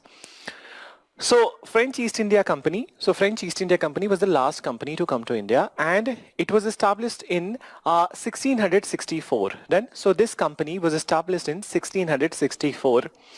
And soon after that formation of this company, they opened their factories in India, and these factories were opened at Surat in 1668, Masolipatnam 1609, Pondicherry 73, and then Chandranagar in West Bengal, that is the 1692. So they established their factory at these all places. But here we will be writing these things, but I do need to differentiate between these two powers. So first of all, that on the one hand there is this English East India Company, and on the other hand there is a French East India Company. All the other companies or all the other Europeans, they are not as important as these two. And when we talk about the 16th century, 17th century politics in the world, or 17th century scenario in the world, so they were the two big imperialist power in the world at this point of time in the 17th century, that French and then the English East India Company, that French and English, they were the big imperialist power, and these two companies were from these two areas. Moreover, Spain was also a big imperialist power, but their wings were curtailed by the Britain itself. Then and Portuguese, who were the first to arrive in India, initially they had a confrontation with the Britishers, but by the time in 1661 when they had a matrimonial alliance with the Britishers, so they became ameliorative to the Britishers. And moreover, when Britishers will be consolidating their rule in India, so what they will be doing, that they would be letting off Portuguese as it is. Then they will not be disturbing the Portuguese area and Goa, Daman and Diu. So that confrontation would not be there between the British and the Portuguese, but the big imperialist powers, the French, and with the arrival of the French company, obviously that there would be a rivalry. There was a rivalry between these two countries in the Europe, and in India it will also get reflected. So soon with the arrival of this company, the rivalry started between these two companies, and moreover by 1720 onwards the rivalry was reaching to the climax. One more such difference that I need to make between these two companies is that when we talk about the British East India Company and then this French East India Company, so the major difference between these two companies is that British East India Company was a private company. Then it was a private company, private entity, and French East India Company was a state-controlled company. So it was a state-controlled or state-owned company. Better right, state-owned company. And this is the difference between the two companies. There are the ramifications of these differences. We will tell you later, then not here. So there are the ramifications of this particular nature of the companies, that this is private, so there are benefit and repercussions of the being private, and there are the benefits and the repercussions of being state-controlled company. Then so this is the one difference that we'll be keeping in mind, and this will be utilizing when we'll be talking about the Anglo-French rivalry in the Carnatic Wars. Then so please write few words about this. It was the last European company. It was the last European company established in 1664. Last European company established in 1664. Then you write French East India Company. French East India Company was a state-owned company. French East India Company was a state-owned company. On the other hand, English East India Company, on the other hand, English East India Company was a private entity. Was a private entity. And then one more word you write. Was a private entity, full stop. From 1723, from 1723,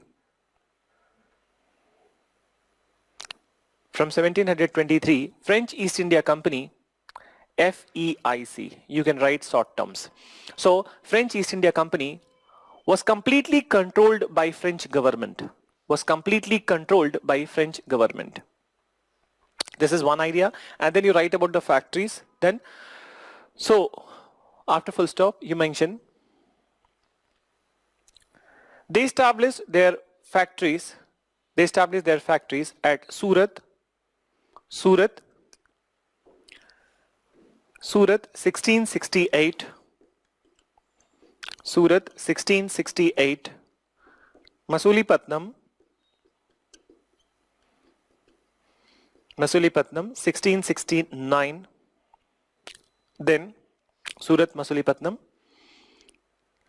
Pondicherry 1673, and last one Chandranagar 1692. Chandranagar 1692.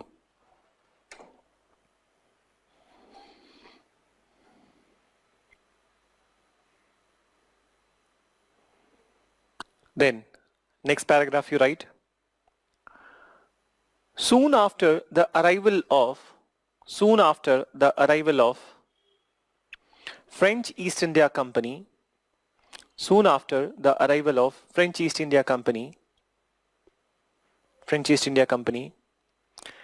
rivalry between French and British started. Now listen. So rivalry between French and British started. Full stop. Now listen. So this rivalry has a phase, and that the initial phase of this rivalry was basically the French governor Joseph Francois Dupleix. So in 1740, French appointed this new governor, and his name was the Francois Dupleix. So with the arrival of the Dupleix, one new kind of strategy was started by the French. And what was this strategy? In fact, French were the first people in India who started to interfere in the internal politics of the Indian monarchs. Then, so in the internal politics of the Indian states, so they started to interfere in the internal politics of the Indian states, and the first person was the Dupleix. So he started this strategy, and he started this strategy. So once he started this strategy, Britishers followed in the shoe of the French. Then, so Britishers also followed the same kind of strategy, and moreover, that by the time that though the strategy was started by the French, but it was mastered by the Britishers. Then, so it was mastered by the Britishers, and using the same strategy, Britishers, what they did, that they sowed exit path to the French from India. Then, so this is what happened. So you write that with the appointment of French governor Joseph Francois Dupleix. With the appointment of French governor Joseph Francois Dupleix in 1740,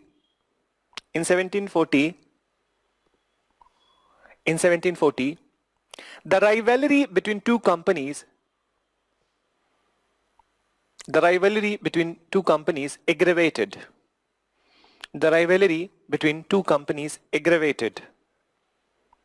Then you write, full stop. French were the first who initiated the strategy. French were the first who initiated the strategy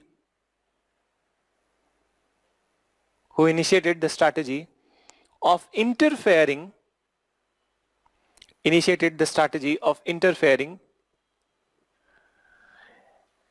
in the internal affairs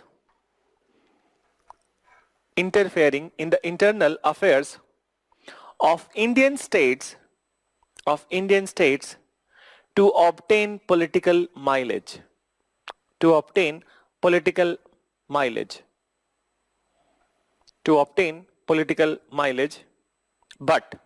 But it was British who mastered this strategy.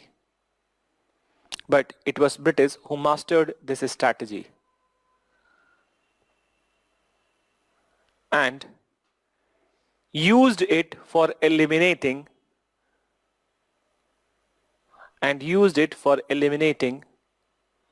the imperial ambitions of French East India Company. Then, so this is all about this particular advent of Europeans. So we needed to talk about this particular chapter in this much detail only, and then now from here onwards we are going to start with the more important topic, and particularly the one which is important from the prelims and mains exam also. So for example, that we are going to start with the later Mughals. So the first part of the later Mughal, where we are going to mention so many things. So here that many prelim specific information is there, but the decline of the Mughals which we'll be talking about, that is the more important topic from the mains perspective. Then so let's begin with the later Mughals. Then so this very first topic, advent of European, we are complete with, and then now we will be starting with the later Mughals. Let me tell you the course, that how the course will be moving in the upcoming classes. So today we are going to start with the later Mughals. We will not be complete with the later Mughals today, and we'll be somewhere in the midway. After the later Mughals, we'll be talking about the decline of the Mughals, and then after we will be talking about the regional kingdoms and intrusion of Britishers in these regional kingdoms, and how the Britishers are going to consolidate their position in India. So how they are going to consolidate their position in India. So very first thing, regional state, we'll be talking about Carnatic area, where the Anglo-French rivalry happened, and this Carnatic area where the episode of the Hyderabad is also there. So Hyderabad, Carnatic. Then after we will be looking at the Bengal, that how Britishers consolidated their position in Bengal. Then we'll be coming back to the Mysore. After Mysore, we'll be looking at Marathas, and then finally we'll be looking at the Punjab. So this is how that we'll be talking about the regional kingdoms and how Britishers consolidated their position in these all areas. And after these all topic, then I'll tell you that what we are going to see in the upcoming classes. So let's begin with the. So for next 4 or 5 classes, this would be the scheme. So I hope that by 6th or 7th class we'll be done with this particular regional kingdoms and consolidation of the British power in India. So today is the second class. So we can expect 4 more classes in which we'll be complete with these all topics. So let's begin with the later Mughals, and one very interesting phase. So till this point of time, history was a little bit bland, and no such interesting things were to talk about over here. So let's begin with the later Mughals and decline of Mughals. So our next heading, later Mughals and decline of Mughals.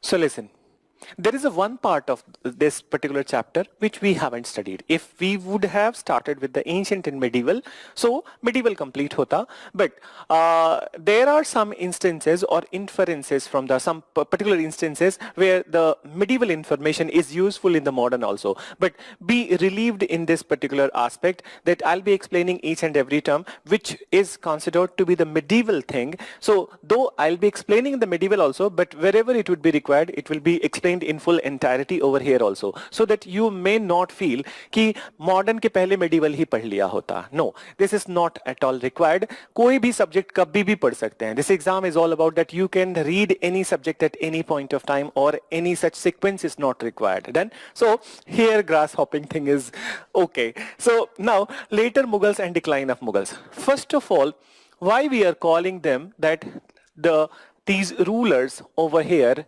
in India from 1707 onwards as later Mughals. The reason behind they being called as the later Mughals, I think yesterday also I talked about this aspect. They were called as the later Mughals because they were not as powerful as their predecessors. Then, and when we talk about the Mughals, so the original Mughals, Babur, Humayun, Akbar, Jahangir, Shahjahan and Aurangzeb, so they were the most powerful Mughals in India, and moreover, the kind of power they exercised, the kind of influence they exercised, that was unparalleled. Then, so that was unparalleled, but after the death of the Aurangzeb, it started to dwindle. That power was completely, that not started to dwindle. It dwindled at the time of his death only. And the people who followed, basically these later Mughals are the blood of the Mughals only. But when they followed, when they came to power, so they didn't enjoy that kind of power. Moreover, their influence in the Indian society was already on the down phase. Then, so they are called as the later Mughals. There is one more aspect which I am associating, not the books, but which I am associating, that why they are called as the later Mughals, because they didn't had character also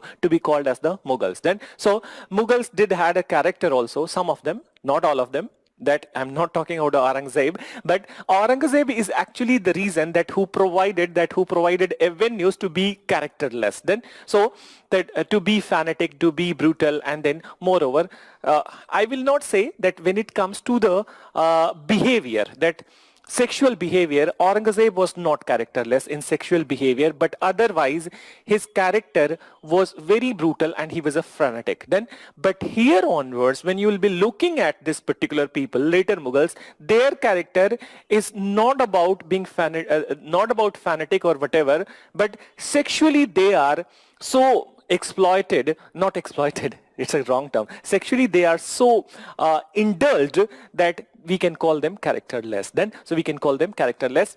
So these later Mughals, let's begin with the later Mughals. So the very first later Mughal that we are going to talk about is the Bahadur Shah. Then, so listen, listen. After the death of Aurangzeb in 1707,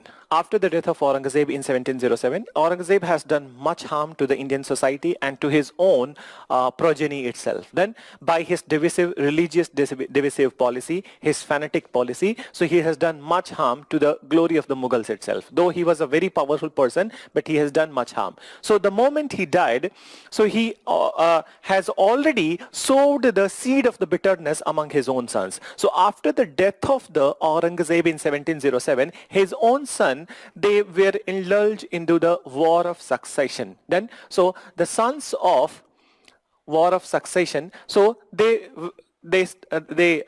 happened war of succession between the sons of the Aurangzeb, in which there was this person, the Prince Muazzam. So Prince Muazzam, he defeated and killed his brothers Kambaksh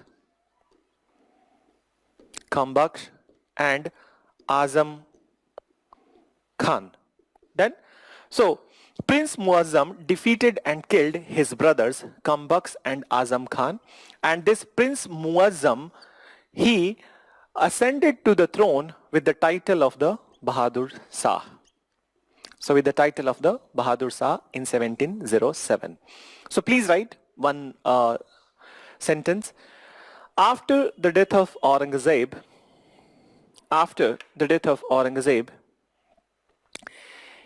in 1707, war of succession started among his sons. War of succession started among his sons, in which Prince Muazzam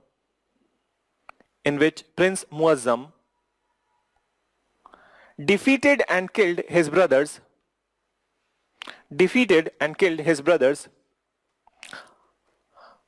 Azam Khan and Kambuks. Azam Khan and Kambuks. Defeated and killed Azam Khan and Kambuks. Full stop. He ascended to the throne. He ascended to the throne with the title of Bahadur Shah first. He ascended to the throne with the title of Bahadur Shah. With the title of Bahadur Shah. Then, so let's begin with the Bahadur Shah.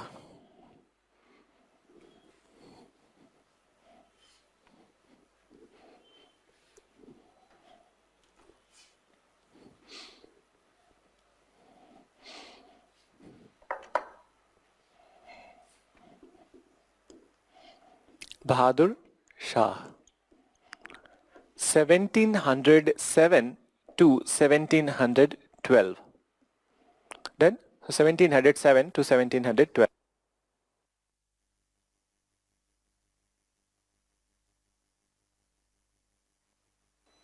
So listen.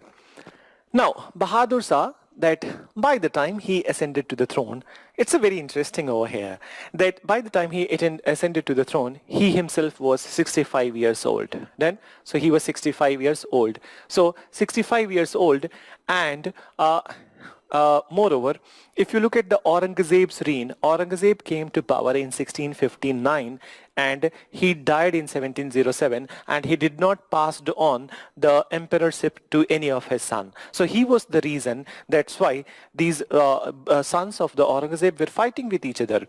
So Aurangzeb himself ruled for the 48 years, which is a big chunk. Then, so which is a big chunk. That parliamentary elections mein dekhoge, so it will be near about 10 terms for a prime minister. Then, so 10 terms. So he ruled for 48 years, and in fact that when was his last year, from I think that 1700 onwards, though he was old and fragile, but fragile from the body but not from the mind. Then, and he did not pass the power to his sons, and his sons were literally waiting that when father will die, we will become the ruler. As if that ki in Hindi you can say that ki buddha marega to hum log ko kuch milega. So this kind of expectation was there in the sons, and moreover, you see that in ancient history you will be reading that many instances would be there where the sons are killing the fathers to assume the power. So here also there was a fear of the Aurangzeb itself,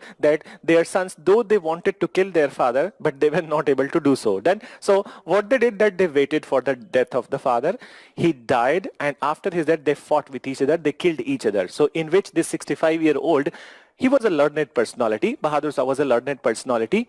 So he ascended to the throne. Then, so he ascended to the throne. But since he was a learned personality, so he was very much aware about the divisive religious policy of the Aurangzeb, and that what Aurangzeb has, what kind of harm Aurangzeb has done. Moreover, the regime of the Aurangzeb, that even the people of India was also so disaffected, particularly the people of the other religious faith, like the Hindus and then the others. So, except Muslims, that other religious faith, they were very much disaffected with the Aurangzeb's rule, and there was a kind of hatred which was there in the minds of the people.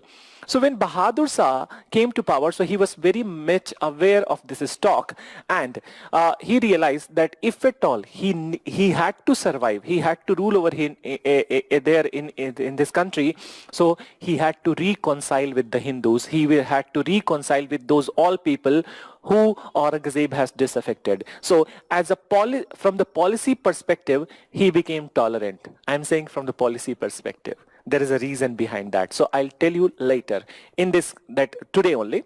So from the policy perspective, he decided that he needed to be tolerant then, and he needed to be accommodative towards the caste Hindus and then other people who are disaffected with the Aurangzeb's policy. So what he did, that he became more tolerant then, and one such feature of the becoming tolerant, that Aurangzeb he destroyed many important temples of India, many very important temples of India. So at this point of time, he passed an order that no temple in India would be destroyed or destructed. So at least this much policy perspective he say, but at least this much. So he said this thing. Then he also became ameliorative towards the Jats. He also became ameliorative towards the Rajputs and Bundelas, who earlier were disaffected with the Aurangzeb.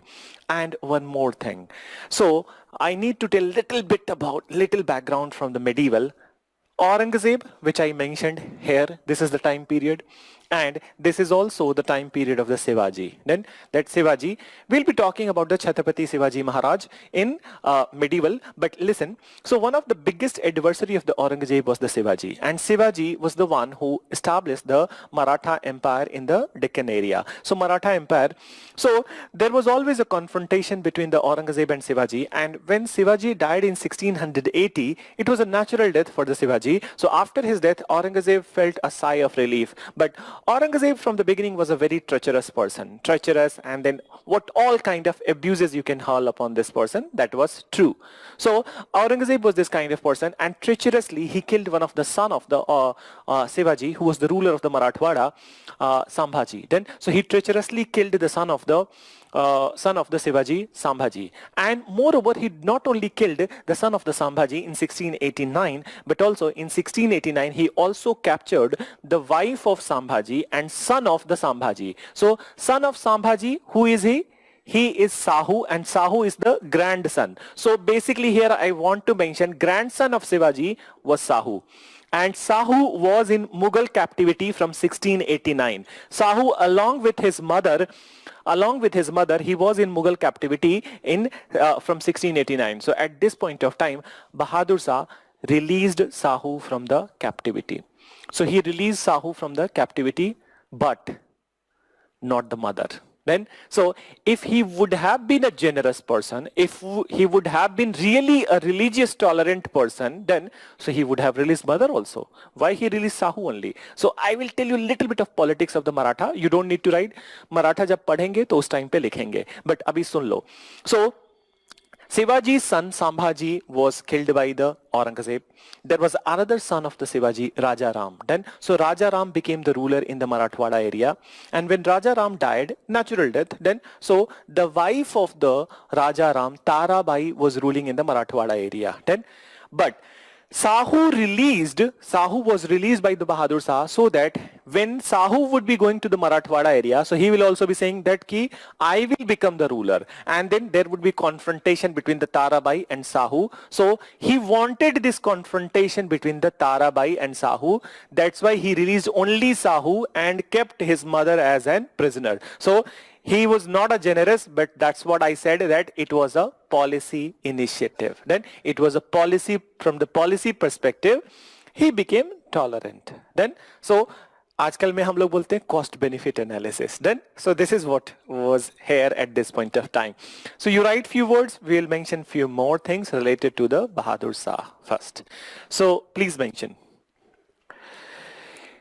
He reversed the narrow-minded policies of Aurangzeb. He reversed the narrow-minded policies of Aurangzeb and adopted tolerant attitude towards Hindus. Tolerant attitude towards Hindus. Then you mention, for example,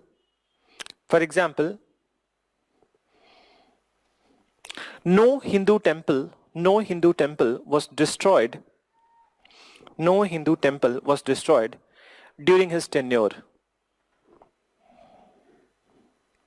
No Hindu temple was destroyed during his tenure.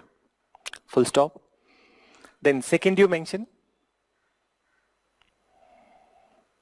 he released, after full stop, second initiative you mentioned, he released Maratha Prince Sahu. He released Maratha Prince Sahu from Mughal captivity.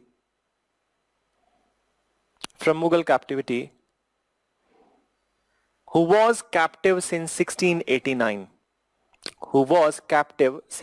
1689. 1689. Then further you write, he also made peace with Rajputs. He also made peace with Rajputs, Jats and Bundelas. Rajputs, Jats and Bundelas. Full stop. Now listen. So he also wanted to have no confrontation with the Sikh people also. So he was wise enough, because he didn't wanted any confrontation then. So since he was not that powerful, so obviously that if you are not very powerful, you don't have a very powerful army, so when you will be having confrontation with anybody, so your power would be further decreasing. So he did not wanted confrontation with most of the people. So at this point of time, he also persuaded Sikh people who were under the guidance of the last Sikh Guru Gobind Singh. Then so he offered Mansab status to the very high Mansab status to the Guru Gobind Singh, so that a peace would be established between the Sikh and the Muslims. But what happened? Soon Guru Gobind Singh died, and after his death, the Sikh people of the Punjab area, they revolted against the Mughal ruler. They revolted against the Mughal ruler under the leadership of a person. The name of the person was Banda Bahadur. Then so under the leadership of the Banda Bahadur, they revolted against the Bahadur Shah. Then so they did not accepted whatever he was offering. So you write, he also offered a very high mansab to Guru Gobind Singh. Very high mansab to Guru Gobind Singh. To Guru Gobind Singh. But after the death of Guru Gobind Singh,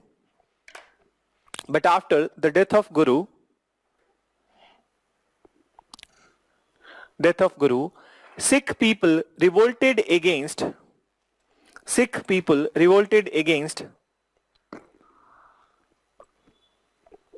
Mughals under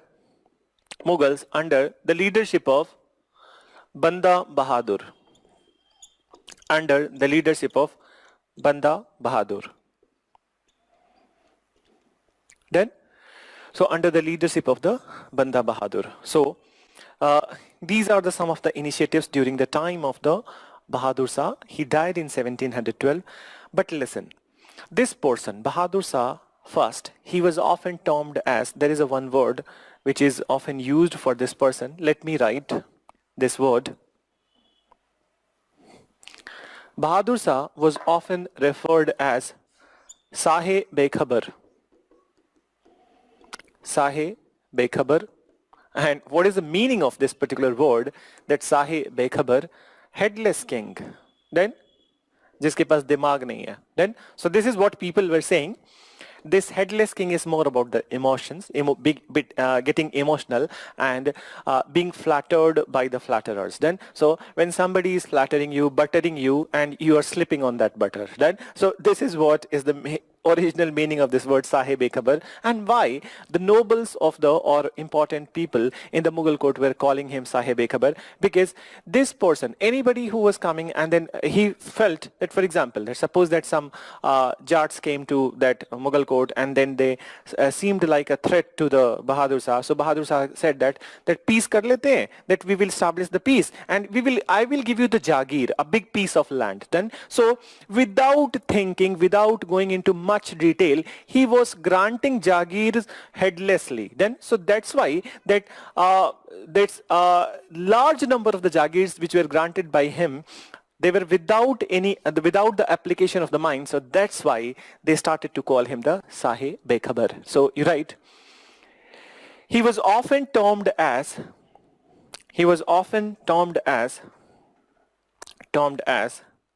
Sahe Bekhabar, headless king.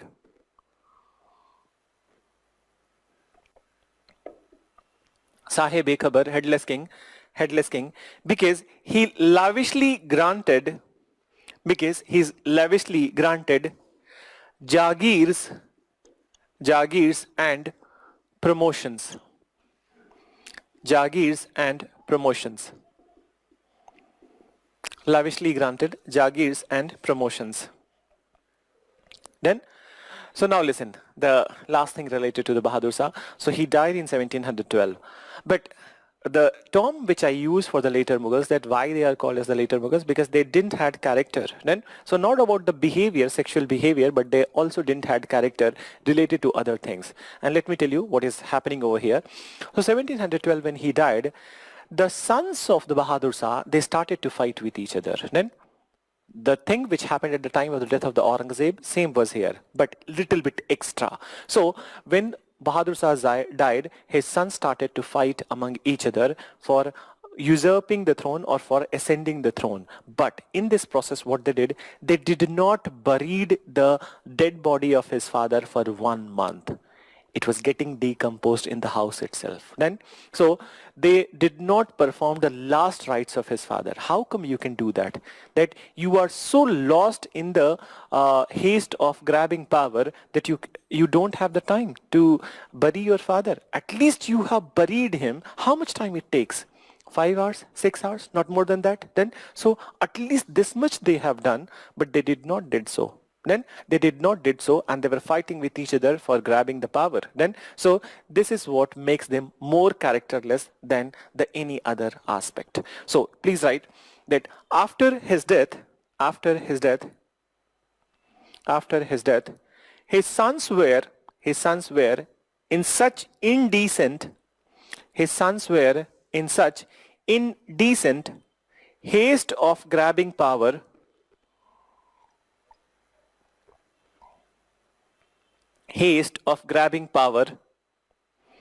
that they left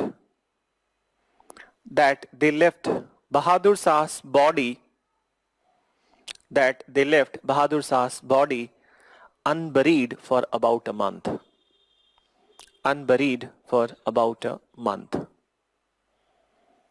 Then, so unburied for about a month. So this is what is about the story of the Bahadur Shah. So one by one, we are going to look at that all the important later Mughal rulers and the initiatives which happened at their point of time.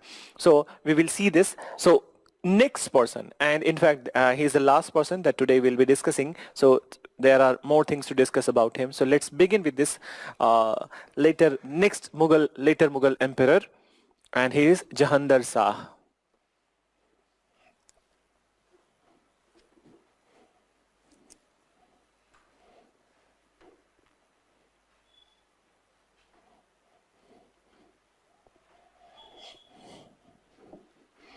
So please mention Jahandar Shah.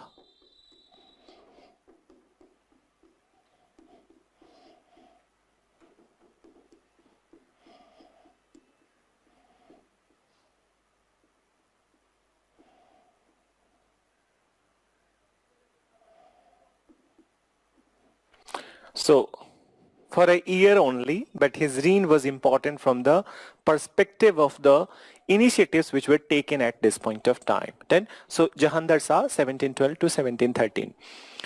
So listen, that Jahandar Shah, that he himself was not capable, and he himself was not capable to become the ruler. But at this point of time, it is the Mughal nobles who are playing very important role in appointing the next emperor. So there were many groups in this Mughals only, that many groups of the nobility. So there was one very powerful noble of this point of time. His name was Zulfikar Khan. So Zulfikar Khan, this is the name of your economics teacher also. Then, so Zulfikar Khan, so he came to power due to the support of the most powerful noble of this time, Zulfikar Khan. And when it comes to the character of the Jahandar Shah, already I have said to you then that what character they had. So let's listen it again, that he was a degenerate person, and fully indulged in the pleasure. So fully indulged in the pleasure all the time, that pleasure. This was the their song. And because he was fully indulged in the pleasure, so administration was literally in the hands of Zulfikar Khan. Then, so administration was literally in the hands of Zulfikar Khan. So we will see the initiatives of this time. Basically, these all initiatives, name of Jahandar Shah is there, but initiatives were taken by Zulfikar Khan. So please write a few words about him. He came to power. He came to power due to the support of most powerful noble of that time, due to the support of most powerful noble of that time, Zulfikar Khan. Do I need to write his name, of the spelling of his name? So Zulfikar Khan.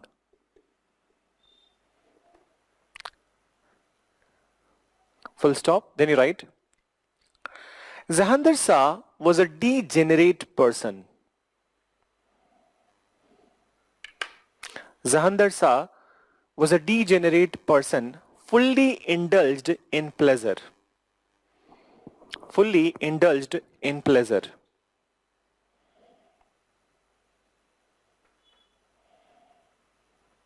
As such,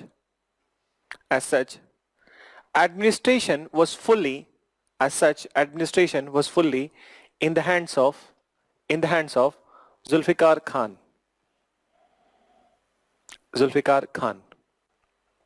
So now, try to understand these initiatives. Yes, so these initiatives of the Zulfikar Khan, and that I know that by the time the today's class would be over, next week you will be having questions regarding some of the initiatives. Then, so today no question has come till this point of time. So let's see.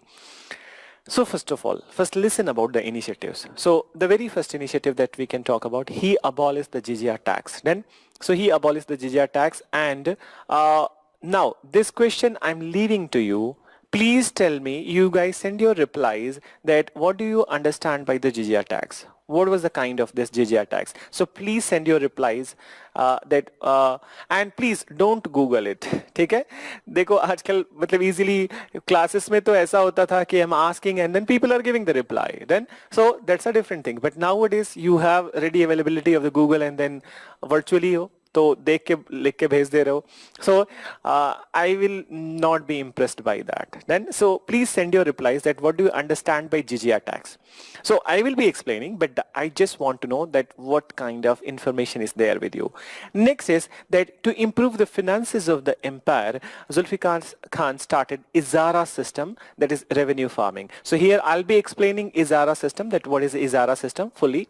That what is Izara system, and moreover he also granted, Zulfikar Khan granted the right of Chauth and Sardes Mukhi of Deccan to the Marathas. So this also needs to be explained, that what is Chauth and what is Sardes Mukhi. Then so these three initiatives we need to mention. So first you write, and I'm waiting for your replies, that what do you understand by the jizya tax. Then so tax on Hindus. So Ayush has sent this answer. It was tax on Hindus. Ayush, you are right that it was tax on non-Muslims. I will better say non-Muslims, but that is the nature of the tax. Let me define the question further. What was the purpose of the jizya tax? So Ayush has sent a right reply that it was a tax on non-Muslims then, or Hindus basically, so non-Muslims, but this is the nature of the tax. That nature means that it is applied on which part of the population. But what was the purpose of this tax? This you need to send in a reply. That this you need to answer. So very first one, you write that first initiative, you write initiative heading kar lena, and then you write he abolished jizya tax. He abolished jizya tax.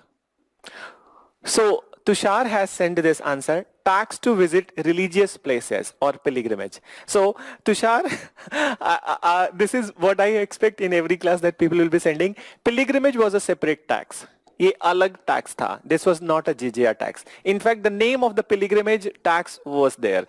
In fact, एक अलग से tax था. There was a different tax which was a pilgrimage tax. So that's a different tax. That is not the jizya. ठीक है? So then next you write second initiative. I'm still waiting for the answers. So second you write that he started Izara system. Izara. He started Izara system or revenue farming, Izara system or revenue farming to improve the finances, to improve the finances. So Vedant has sent this answer, religious tax is the jizya tax. But again, you are also saying this is the nature. So this is not the answer. So next one, Rishabh has sent, jizya is a kind of tax that were applied on the Hindus on visiting temple. Again, same thing. Visiting temple is what? Pilgrimage. So I told you that pilgrimage is a separate tax. It is not a jizya tax. So it's good that, see, that I really feel that I really appreciate you guys, that your honesty, that you guys are not Googling it and then sending the answers. So sending wrong answer impresses me. Yeah, actually, then at this point of time in online media, that at least I can get to know about you, that you are not cheating, you are not just trying to impress by Googling it and then sending the answer. So is it the type of tax which is imposed on? Archana, it is right that it was imposed on the Hindus, but that is the nature. So there are two things related to the tax, nature and purpose. So nature of the tax is that on which section of the population it is applied. So it was applied except Muslims, everybody needed to pay this jizya tax. Then, so it was a non-Muslim section of the society which needed to pay this tax. So now I have enough replies. So this is the time that I must be telling you the answer. So basically jizya tax, यहाँ पे bracket में अगर जो जगह छोड़ा हो, so you can write the nature of that purpose. So it was a security tax. Security tax, also called as poll tax. Then what do you mean by security? So this was applied on, no Mansi, it is not on tax on land. Tax on land is the kharaj. I will be mentioning later. Then, so tax on land, or the name of the tax on land is the kharaj. Then, so security tax or poll tax, meaning that that the ruler, Muslim rulers made non-Muslim population to pay this jizya tax for pay the jizya tax, and this jizya tax is meant for providing safety and security to the non-Muslims. Then, so this is basically a security tax, safety tax or poll tax. Then, so it was for the, you can also say protection tax. Then, so this was a protection tax which only non-Muslim population would be paying. So non-Muslim applied on non-Muslim population. Applied on non-Muslim. So basically non-Muslim kaun hoga India mein? Hindus would be there, Buddhists would be there, Jainas would be there. Then, so they are the non-Muslims. So these all people will be paying the jizya. Okay? So this is the meaning of the jizya. Then Izara system revenue farming. Here also you need to understand that what is this Izara system. So listen carefully. That Izara system, that under this system, listen carefully, that this is a kind of a auctioneering system. Let me give a generic example of this one, a generic explanation. So what is the generic explanation? Suppose that there is 100-acre land, then, and what the rulers did, so under the Izara system, this 100-acre land would be bidded. It is going through the bidding process. So bidding process, going by the bidding process, that suppose 5 people are there, and they are saying that give me this land, 100-acre land to me, and annually this year I'll be giving 20 lakh rupees for this 100-acre land. Another person said I will give 21 lakh, and finally the 5th person said that I'll give 25 lakh, which was the highest. So this is that through the bidding process, highest bidder was chosen and the land was granted to the highest bidder, and for a particular period, and that highest bidder was giving that much money to the ruler, and moreover he was doing the farming on this land, and he was, suppose that I have taken that land then, and I promised to the ruler that ki main 25 lakh rupees aapko dunga. Then, so obviously I will be trying that I must be profiting from this land. So suppose that I was growing wheat on this particular 100-acre land. So I sold this wheat in 35 lakh rupees. So means that 10 lakh rupees or 7-8 lakh rupees was my profit, and 25 lakh rupees I gave to the authority of that time. So this is the Izara system. So Izara system is a system of the bidding process in which the highest bidder was chosen and then land was granted for a temporary period to that particular person. So you write the explanation of the Izara system, that under this system,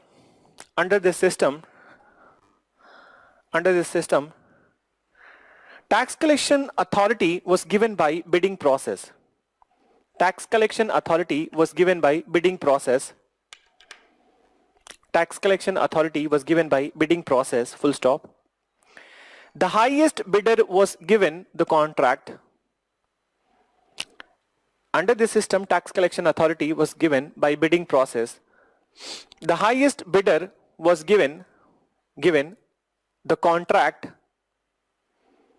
The highest bidder was given the contract, who was known as Ijare-dar. Who was known as Izare-dar. Who was known as Izare-dar.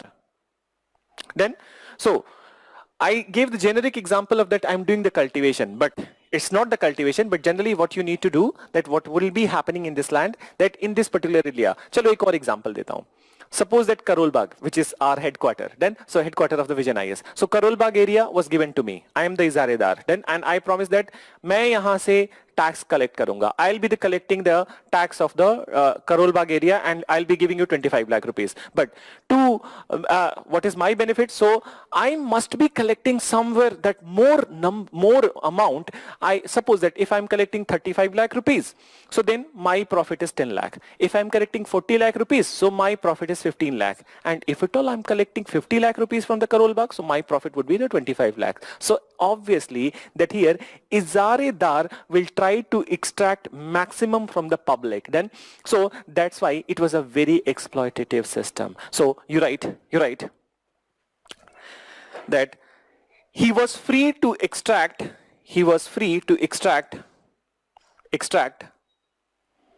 whatever he could from the peasants.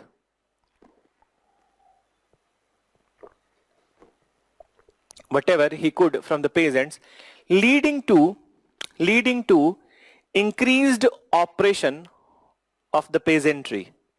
Leading to increased oppression of the peasantry. Then so this is what about the Izara system. If you have any such kind of confusion, in the next class again I'll be re-explaining it if you have confusion, but I have explained in all the generic fashion, so I hope that it must have reached to you. But if at all any confusion remains, so in the next class I'll be explaining. Then next you write the next initiative. He granted the rights of Chauth and Sardes Mukhi. Chauth, you can see these words on the board. So Chauth and Sardes Mukhi of Deccan to Marathas. Chauth and Sardes Mukhi of Deccan to Marathas. So today only I'm telling you the literal meaning, but if at all, again I'll say that some kind of confusion would be there, or some kind of clarity is not there. So again I'll be explaining in the next class. So what is Chauth? So Chauth is 1/4 revenue assessment. Chauth is 1/4 revenue assessment. Then 1/4 of the revenue assessment. And what is Sardes Mukhi? So you can mention in short that Chauth is 1/4 of the revenue assessment, and Sardes Mukhi is 10% additional levy. 10% additional levy. So Chauth was 1/4 of the revenue assessment, and Sardes Mukhi is 10% additional levy. Then, so since it has been granted to the Marathas, so in turn Marathas promised that they will be keeping a force of 15,000 to safeguard the Mughal emperor. Then, so this last line you write that in turn Maratha promised to maintain a contingent of Maratha promised to maintain a contingent of